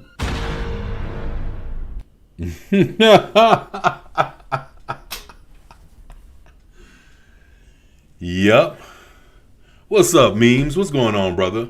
Hey guys, what's going on? Man, it's good to have you here, Memes. Well, we're watching this guy, right? The name of this channel is called The Real Fake Wizard. And what he does is, he basically gives his take on different, pop culture things that are going on. And this right here is his take on the Lanterns series we saw the trailer for about a week ago or 2 weeks ago, somewhere around there. So he makes some pretty good points, and I know a lot of people probably have never heard or seen this guy before, but he's pretty interesting, and he's on the money with his takes. Today's indie game shoutout is Elementers. Dive into co-op story missions or friendly co-op duels. After a brutal attack on your home village, embark on a training journey with fellow young wizards to defend your homeland. As you progress, you'll unlock and equip various abilities and characters. To learn more about this upcoming game and hundreds of other indie games, visit our free indie game discovery network, fakeportal.com, or scan the QR code on your screen. Now back to the video. I have to think, right? If you were developing a Green Lantern show and you had a blank check for a budget and you had 2 competent actors in your protagonist roles, why wouldn't you make it a proper Green Lantern show? Well, because firstly, this is an overcorrection. The 2011 Green Lantern film starring Ryan Reynolds is one of the most criticized superhero movies ever made. It bombed at the box office. It became the butt of jokes for a decade. Ryan Reynolds himself made fun of it in the Deadpool franchise. What's up, Bone? What's going on, brother? How's it going, man? It's good to have you here, man. Yeah, checking out this guy called The Real Fake Wizard, and he's actually pretty good on his takes. And this is what he had to say about the Lantern show. And it's funny because he says, some of the things that I said when we watched the trailer. But of course, he has his own thing that he's he has his own thoughts on it as well. And I was like, shit, let's go ahead and check this out, because he's always on point. So when Warner Brothers finally decided to bring Green Lantern back, someone in a boardroom likely said, we can't do 2011 all over again. Lanterns, from what we've been shown, is the exact polar opposite of the 2011 film. Where that movie had too much CGI, this one appears to have Almost none or very little. Where that movie leaned into cosmic spectacle even poorly, this one retreats to Earth trying to remain grounded. This feels like a reactionary creative decision. You know, actually, you know what the trailer kind of reminds me of a little bit? Kind of reminds me of Stand Tall. You remember that movie Stand Tall with The Rock? You know, that was one of the versions, and I think they had one with Kevin Sorbo, and the other ones was with what? Brian, I forgot his fucking name, man. I forgot the name of that actor. But yeah, Standing Tall. It kind of reminds me of something similar to something like that. Like, I don't know. It just, and the fact that these, you know, they're fucking Green Lanterns and they're, you know, riding around in cars and shit. That shit is fucking ridiculous. I remember when I saw that, I was like, what? Why the fuck these motherfuckers can fly, but they just want to take like, what was that, like a fucking Subaru or some shit and fucking drive around town? Like, what the fuck we watching? Fucking that shit was horrible. Studio looked at what failed, identified the wrong variables, and then over-indexed in the opposite direction. And if this is true, then it further proves that the executives and writers making these decisions are creatively bankrupt morons. The 2011 film failed because the script was bad, the CGI was poorly executed, and the story was immediately forgettable. Space and Green Lanterns being Green Lanterns in the Green Lanterns movie is not what hurt the box office. The second... That's true. You know what's funny? I don't know if you guys knew this or, you know, you guys ever seen it. But when the Ryan Reynolds Green Lantern movie came out, I actually have, they came out with the ring and the mask. And I still have my ring and my Green Lantern mask still in the package. And they also came out with a video game, you know, for the Xbox 360. And I remember playing it, and it was actually, you could play as a co-op video game where it's like, it's a co-op game where it's you and Sinestro. And you guys are like flying around trying to like do Green Lantern shit. And if I'm not mistaken, you were able to do like all these different constructs with the rings and shit like that. I don't know if you guys have ever played it. Yo, what's up, Low Spec? How's it going, man? It's good to have you here, bro.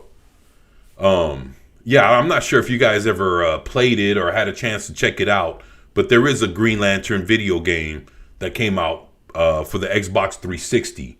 And, you know, if I could ever get a Xbox 360 hooked up to this motherfucker or something like that, I'll definitely show y'all. I got so many fucking superhero video games. Shit, you things you probably heard of, things you probably didn't know existed. There's all kind of shit out there. Reason, because like I said, there's two here, is because, and I hate that this keeps coming up, executives are embarrassed with nerdy stuff. They are. We know this. We've seen it and heard about it for decades. Right. It keeps coming up in emails with powerful people and in legal cases, actually. Corporate executives are not interested in DC for the context of the characters and your emotional value to them. They care about making as much money as they can by pandering nostalgia to you.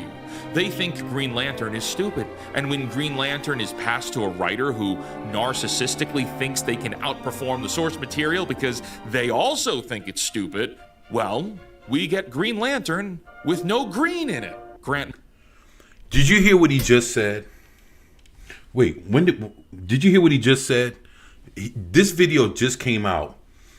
Do you know that he's said exactly the exact same shit that I said, not just the other day, but I said this weeks ago. And it's funny because he had just dropped this video and he said the exact same thing that I said. They also think it's stupid. Well, we get Green Lantern with no Green Lantern is passed to a writer who narcissistically thinks they can outperform the source material because they pass this shit to a writer that thinks that they can outright the source material. Wow. Took the words right out of my fucking mouth, man. they also think it's stupid. Well, we get Green Lantern with no green in it. Grant Morrison's critique of Lindelof cuts to the heart of a systemic problem in Hollywood, and I kind of mentioned it earlier. As Morrison said himself, why does a writer attach himself to this kind of narrative if he thinks it's fundamentally stupid? You don't hand CSI scripts to patronizing writers who condemn forensics experts and their haircuts are stupid. So why hire people who are ashamed and in denial about the comic book material they've been assigned to develop? Yeah, instead, all of these creators and writers are vying after a flavor more akin and in denial about the comic book material they've been assigned to develop. Oh, let me see something here.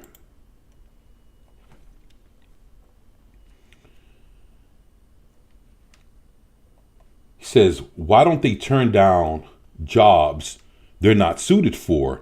It's not like he needs the money, and Lindelof has proven that he can come up with his own ideas. What is this jockey's dismissal of superhero conventions intended to prove anyway?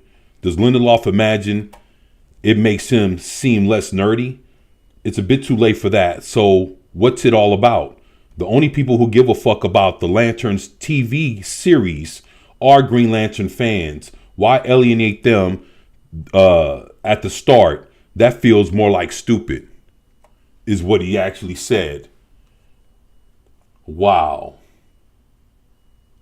The only people who give a fuck about the Lantern's TV series are Green Lantern fans. Yup. Yeah, Grant Morrison ripped him a whole new asshole on this one. And I wanted to see what the fuck else he said. Yeah, he tore his ass up. And he deserved it. Scripts to patronizing writers who condemn forensics experts and their haircuts are stupid. So why hire people who are ashamed and in denial about the comic book material they've been assigned to develop? Yeah, instead, all of these creators and writers are vying after a flavor more akin to the Daredevil Netflix in both serious tone and also a lot less whimsy. There is a very high chance, and I hope I'm proven wrong here, that Jon Stewart doesn't suit up until the end of episode 7. He's likely going to be a reluctant hero, and he'll suit up in episode 7 just before the credits roll, and then we'll get a maximum of 7.5 minutes of him in the suit in the finale, where he learns the power was inside him all along, and there's some kind of confessional where a B-list character no one cares about that eats up 8 or so minutes talking about feelings. Again, I hope I'm wrong, but there's a crappy formula to these streaming shows by now. Oh shit, this is too funny. Yeah, he's eating these motherfuckers up, man. Every product needs a customer, right? This is a foundational business principle. When you develop a product, you need to identify who will buy it, what they want, and how you're going to deliver it to them. Lanterns fails this test across every potential audience segment. Comic book fans are the core constituency for a Green Lantern adaptation. These are the people who know Hal Jordan, Jon Stewart, Guy Gardner, Kyle Rayner, and all of the lore behind them. They have been waiting decades for a proper adaptation. Yep. This trailer tells them that none of that matters, followed by the showrunner saying that the green is stupid. Comic book fans are rightfully feeling alienated before the show even airs. The next segment is children who are being excluded by design. This is an R-rated property with lots of profanity. Yeah, it is. Green Lantern has been a character that has appeared in children's animated programming for decades, and now this show has been developed specifically to exclude that audience. And you know what? It's funny that he says that, because even when we were watching the Green Lantern fucking trailer, I was wondering why are they fucking cursing so much. I never understood that shit, because Hal Jordan doesn't have a mouth like that on him. Hell, even when he was a villain, he didn't fucking curse like that. So why curse for this movie? They didn't curse like that for the I mean, I don't know, they might have said a couple words, but they weren't talking like that when we watched the Ryan Reynolds version of the movie. Interesting, man. It's just a whole bunch of poor fucking choices, in my opinion. Thirdly, general audiences, the normies, have no reason to care either. Let's be honest. Normies don't know who Hal Jordan is. They don't know what the Green Lantern Corps is. Remember, the Ryan Reynolds movie tanked at the box office. Most people didn't see it, and the ones who did, well, I can't blame them for not remembering. That was 15 years ago. The best thing they could have done to attract the general audience back was with a visual hook of space and the cosmic green. There is nothing in this trailer that would make a casual viewer choose Lanterns over the other 500 crime dramas available on streaming. So who is the customer? Who's this for? The honest answer appears to be exclusively James Gunn and Damon Lindelof. The show they wanted to make bears almost no resemblance to the property they were entrusted with. Consider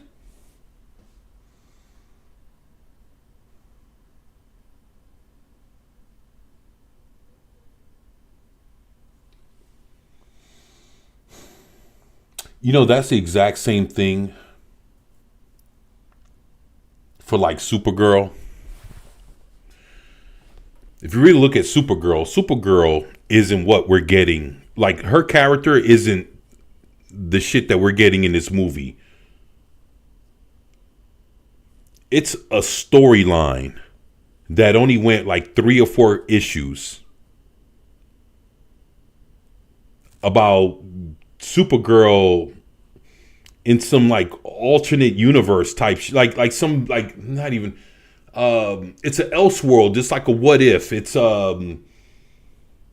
just like a fucking made up story. It's not even a part of canon.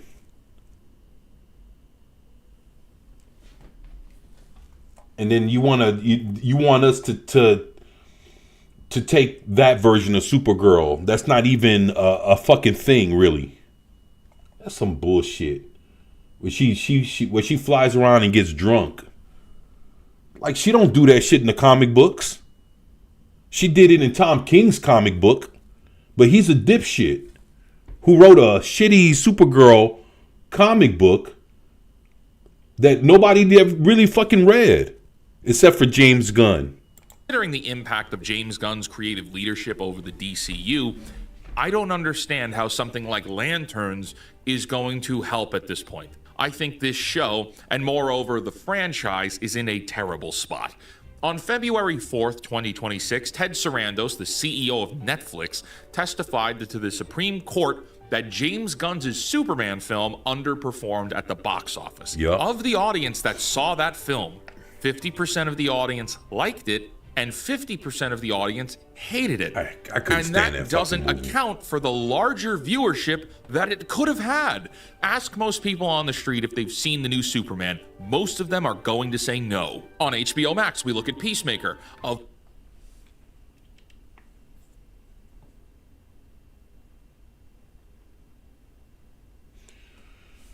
You know, the problem with Superman was that when I watched it,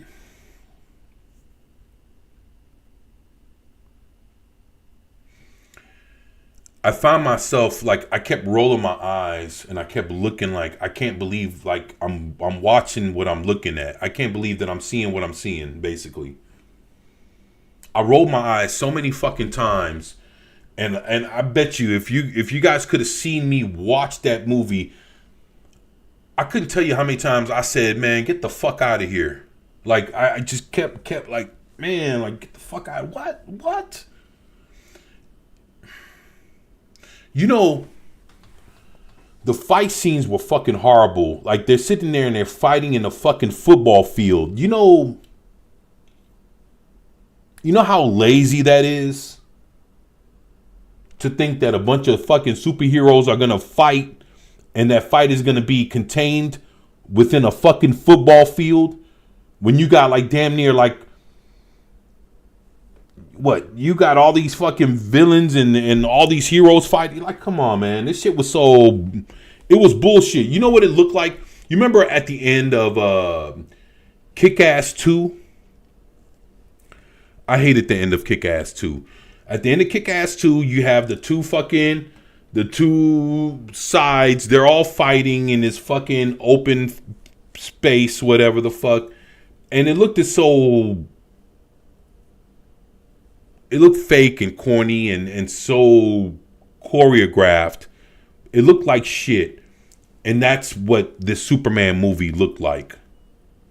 When they were all fucking fighting. It just looked like a bunch of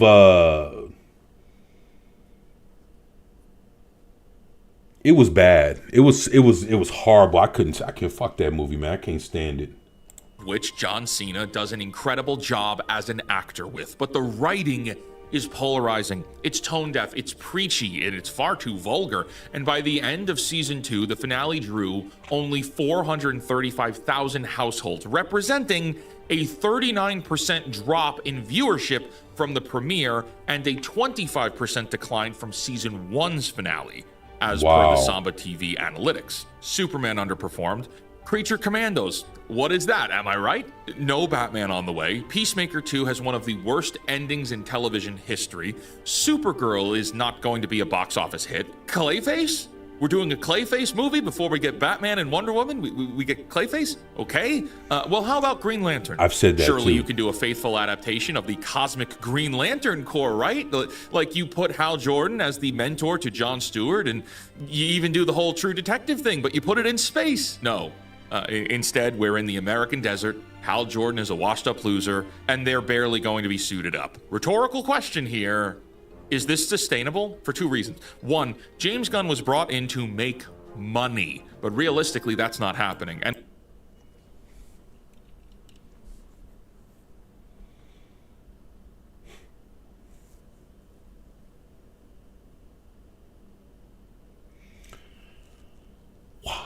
This shit is really bad.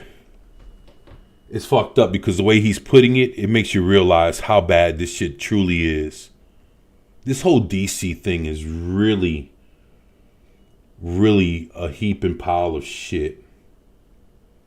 You know what?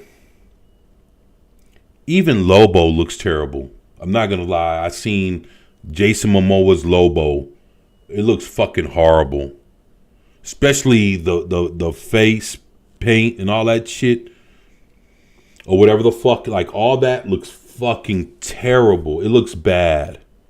Especially if you know what Lobo looks like.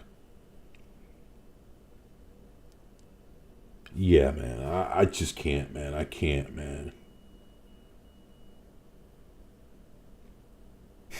It's just bad. It's very bad.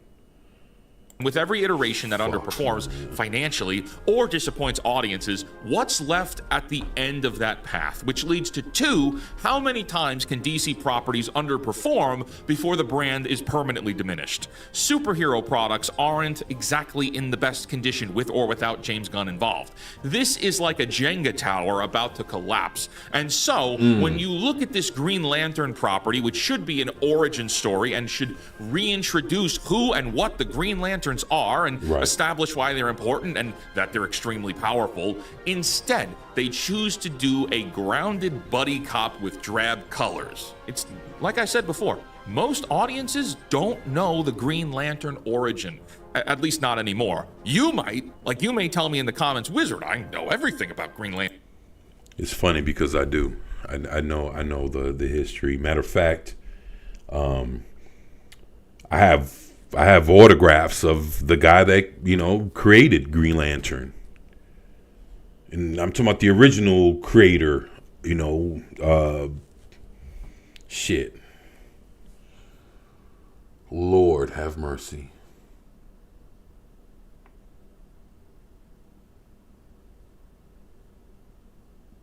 And I do have a pretty nice Green Lantern collection. Matter of fact, the Green Lantern series where Hal Jordan went rogue and turned into Parallax, I have the first 20 issues autographed by the artist, inker, penciler, writer, everybody's autograph is on there, including the guy that created Green Lantern himself. Man, I got a fucking Green Lantern collection. So yeah, I know quite a bit about Green Lantern, actually. Lanterns, and that's fine. That's good. Happy for you. Kids today don't.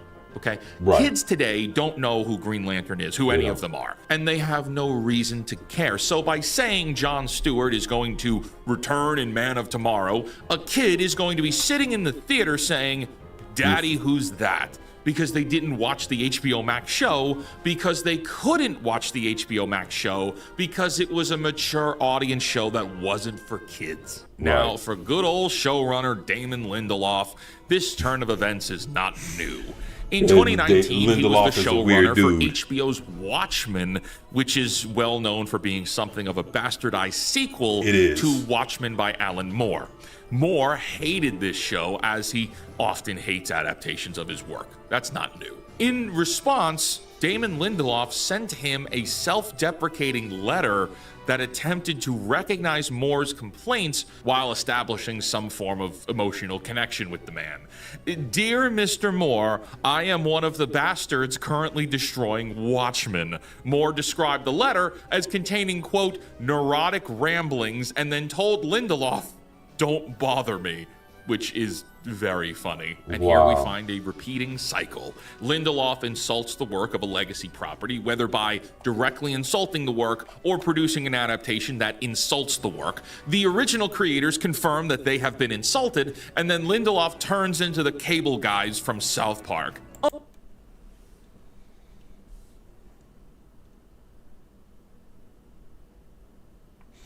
What's up, Classics? He said, I'm not convinced Gunn was really bought in to make money, so much as he was bought in to give the appearance that DC had a bright future in order to help make WB appealing for another studio to buy.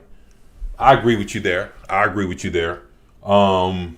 Because that was David Vaslav's, that was his goal to begin with. Matter of fact, when Discovery bought Warner Brothers, the first thing he said was, what I'm going to do is try to clean up Warner Brothers and make it basically presentable for someone to buy it. People knew that he, Warner Brothers, he basically said, in 5 years of him purchasing it, he was going to try to have it sold. Come on. So basically, Warner Brothers was just something for him to flip. I heard that now, after he sold all his fucking stocks, I heard the dude's a billionaire now, bro. Himself. Yeah, he used James Gunn to help, to help add value, but not to necessarily make money, because his shit wasn't making money. Fuck. And if I'm not mistaken, his Suicide Squad didn't make more money. And I could be wrong, but I don't think his Suicide Squad made more money than the Suicide Squad with Will Smith in it from years back. I don't think it did. I could be wrong, but I don't think it made more money. The same way James Gunn's Superman, his Superman movie didn't make more than Zack Snyder's.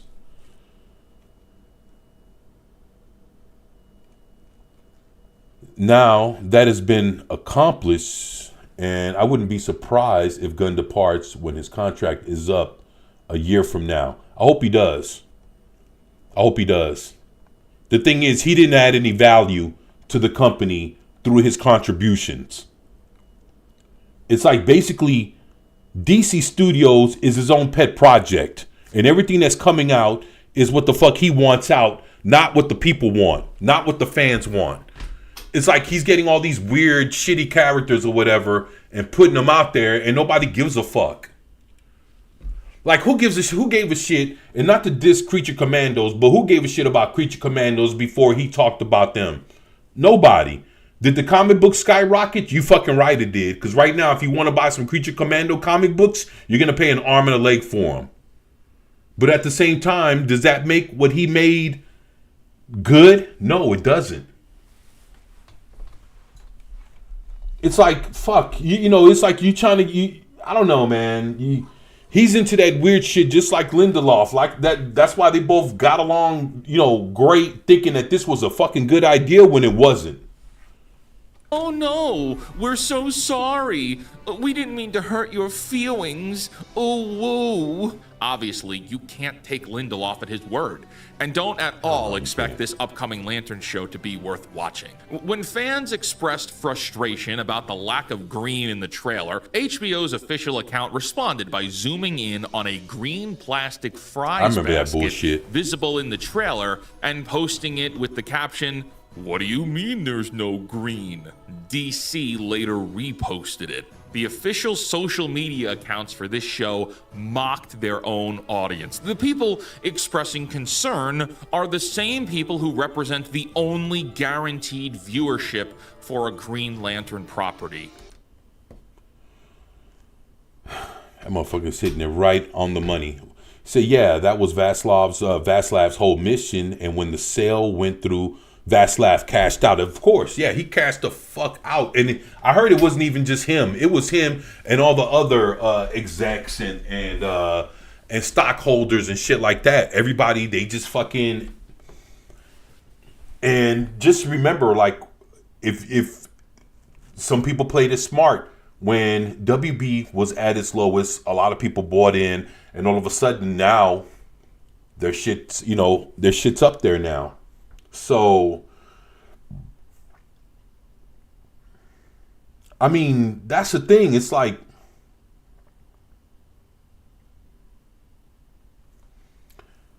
these studios are nothing but side hustles for these fucking billionaires, man. And it just shows how they're either getting bought out and shelved,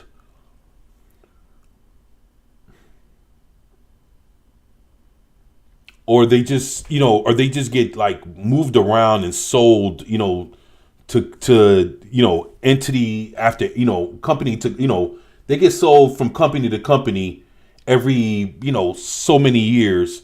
And what, with Warner Brothers, this is what, like their fourth time being sold out, to somebody else.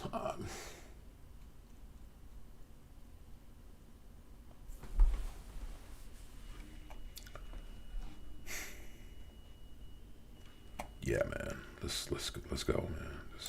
And the marketing team thinks that these are the people it's okay to make fun of. This is what Morrison was talking about. The contempt doesn't stop at the writer's room. It extends to the marketing. It extends to the corporate relationship with audiences. As I said before, they are telling you openly that your expectations for a Green Lantern show to feature Green Lantern elements are worthy of ridicule, and they will be confused if the viewership numbers come in soft. They will blame the IP, they will blame superhero fatigue, they will blame the audience for not giving it a chance, and then 3 years from now, some executive will leak to a trade that Green Lantern just doesn't work and they're shelving it indefinitely. And an actual Green Lantern show that honors the source material and also honors all the goodwill developed from the Justice League cartoon, that show will never get made. Actually, I'm not sure if you guys ever seen it, but there was a Green Lantern Corps animated series. I'm not sure if you guys ever watched it. When did this come out? Maybe about, was it like 10, 15 years ago that this cartoon came out? And it was, if I'm not mistaken, it was either during the time of Justice League Unlimited or after. And that was actually a pretty good Green Lantern show that really showed and what the Green Lantern Corps was about. And all they had to do was take that concept and make it into live action, which is what they didn't do.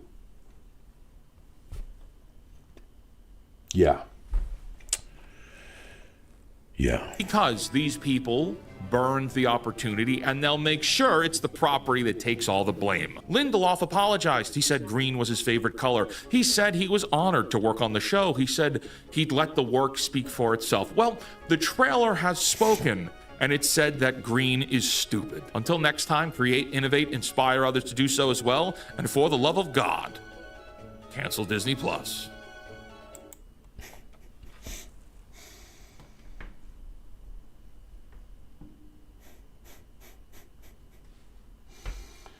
Holy shit.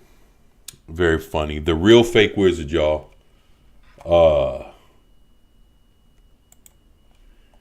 Yeah, very interesting. Very, very, very interesting.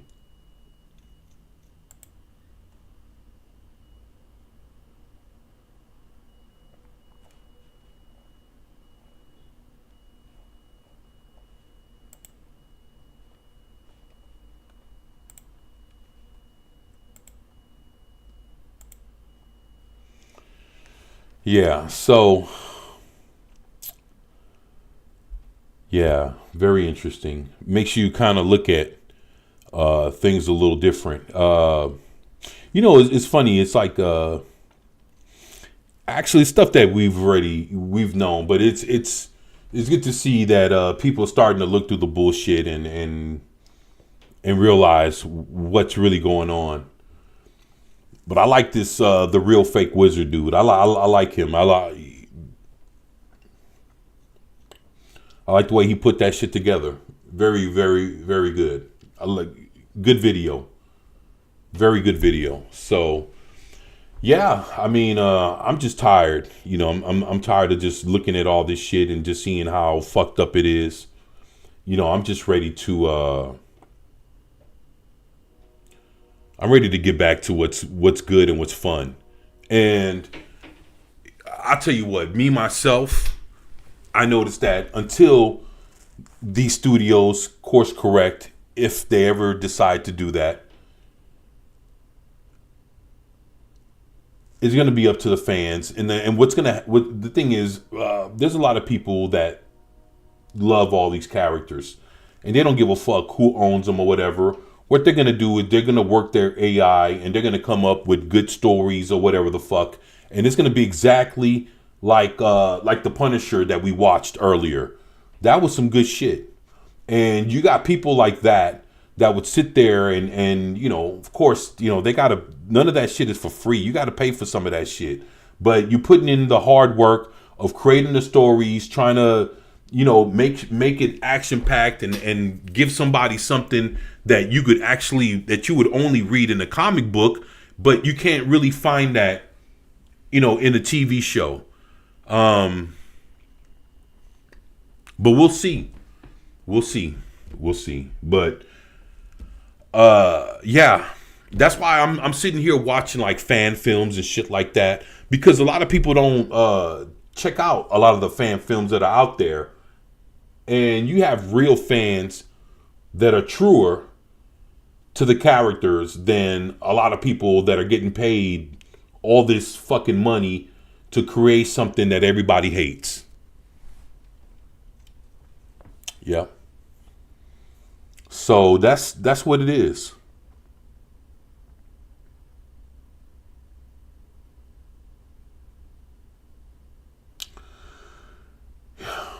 That's what it is. Man.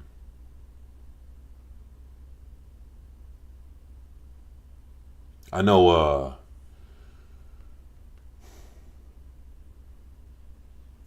it's funny. I remember like when Hollywood, started like not saying like, but when you look back, you see how superhero movies started, right?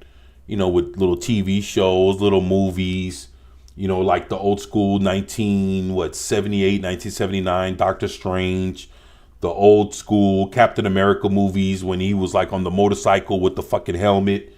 The old Spider-Man, TV shows where, he was fucking doing karate and fucking he would jump up and stick to the ceiling and he had the web shooters on the outside. When you sit there and look at where a lot of superhero movies and TV shows how when they were first coming out, a lot of people didn't like them. Superman was one of the first that people respected. Adam West and Burt Ward's Batman and Robin actually made Batman and Robin a household name, but made people more acceptable to superhero shows. Of course, you had your, Incredible Hulk with Lou Ferrigno, and you had your Wonder Woman with Linda Carter. When you take into consideration of all the other movies that have came out and things that have failed and flopped and everything else, with time, they came better things. More movies, came out better script, better scripted, better filmed. And a lot of things started becoming somewhat of a success. Not everything, but some things. Batman became successful as movies. Superman, not so much, but, Christopher Reeves made his impact. And, of course, people would say that Henry Cavill did the exact same thing.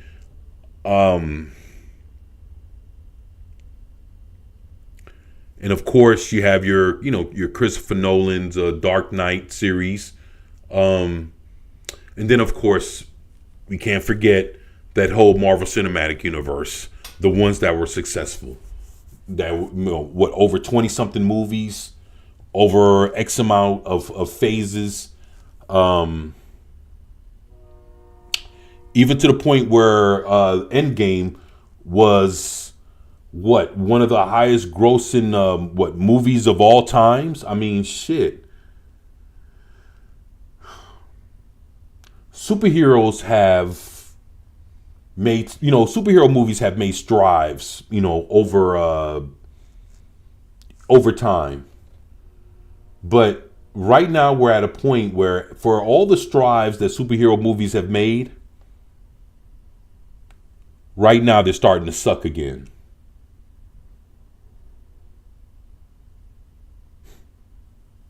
And it's fucked up, just being honest.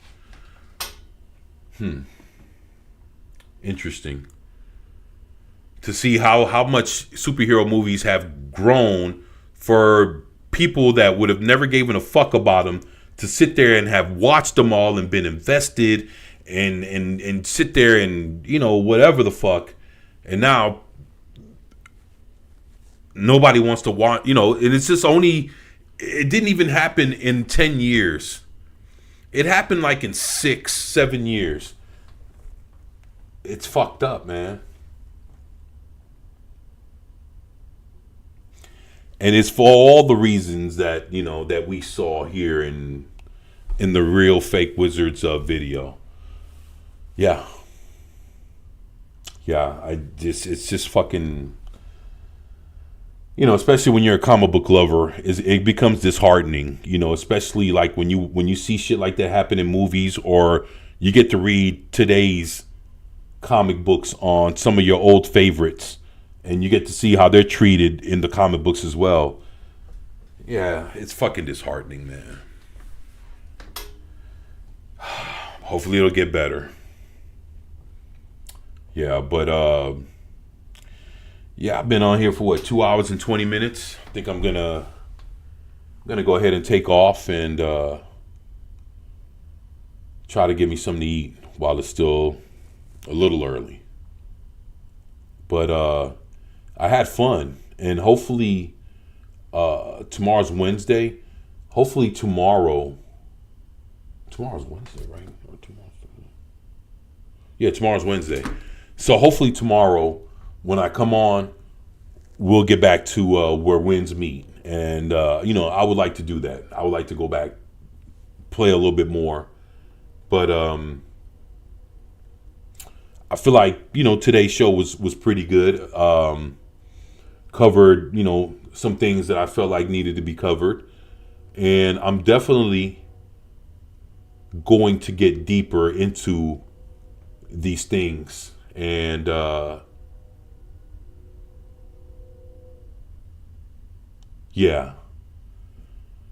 just trying to work on pacing and being better at live streaming. So that's why I haven't really been doing any videos, but I'm going to start back doing videos and even like taking certain segments of these live streams and putting them out there, you know, for people that aren't watching the live streams. So I'll figure it all out here soon, but yeah, I'm going to go ahead and get up out of here and go fix me something to eat. And I just hope that you guys have a good evening, and thank you all that has came to check this out. I'm about getting ready to take off, and I see people are showing up now, but shit, I've been going at it for like 2 hours and 20 minutes, and it's about time for me to eat. So hopefully you guys can hit rewind, check out, you know, what we've talked about for the last almost close to 2.5 hours. And I want to tell everybody, thank you all for, you know, having my back, showing up, you know, continuously support me. I appreciate that. Just thankful. And I'm having fun with this. And that's why I'm having the energy to continue to keep doing this. And I know I've been, you know, of course I take my little breaks here and there, but I think I've been pretty consistent for the last few weeks trying to see if I can actually come back and do this. And yeah, I can do this. And like I said, this has all been a test run for the last few weeks just to see how I do, you know, going through different subjects, watching, checking out what's going on with YouTube and different things. And again, I'm going to start having guests on, and it's going to be good. I'm going to have, it's going to get better. I just need time to, figure it out and kind of see it through. But man, I'm having a good time with y'all, and I appreciate y'all showing up when y'all do and supporting your boy, having my back. That means a lot to me. So with that, I love you guys, man. I appreciate y'all.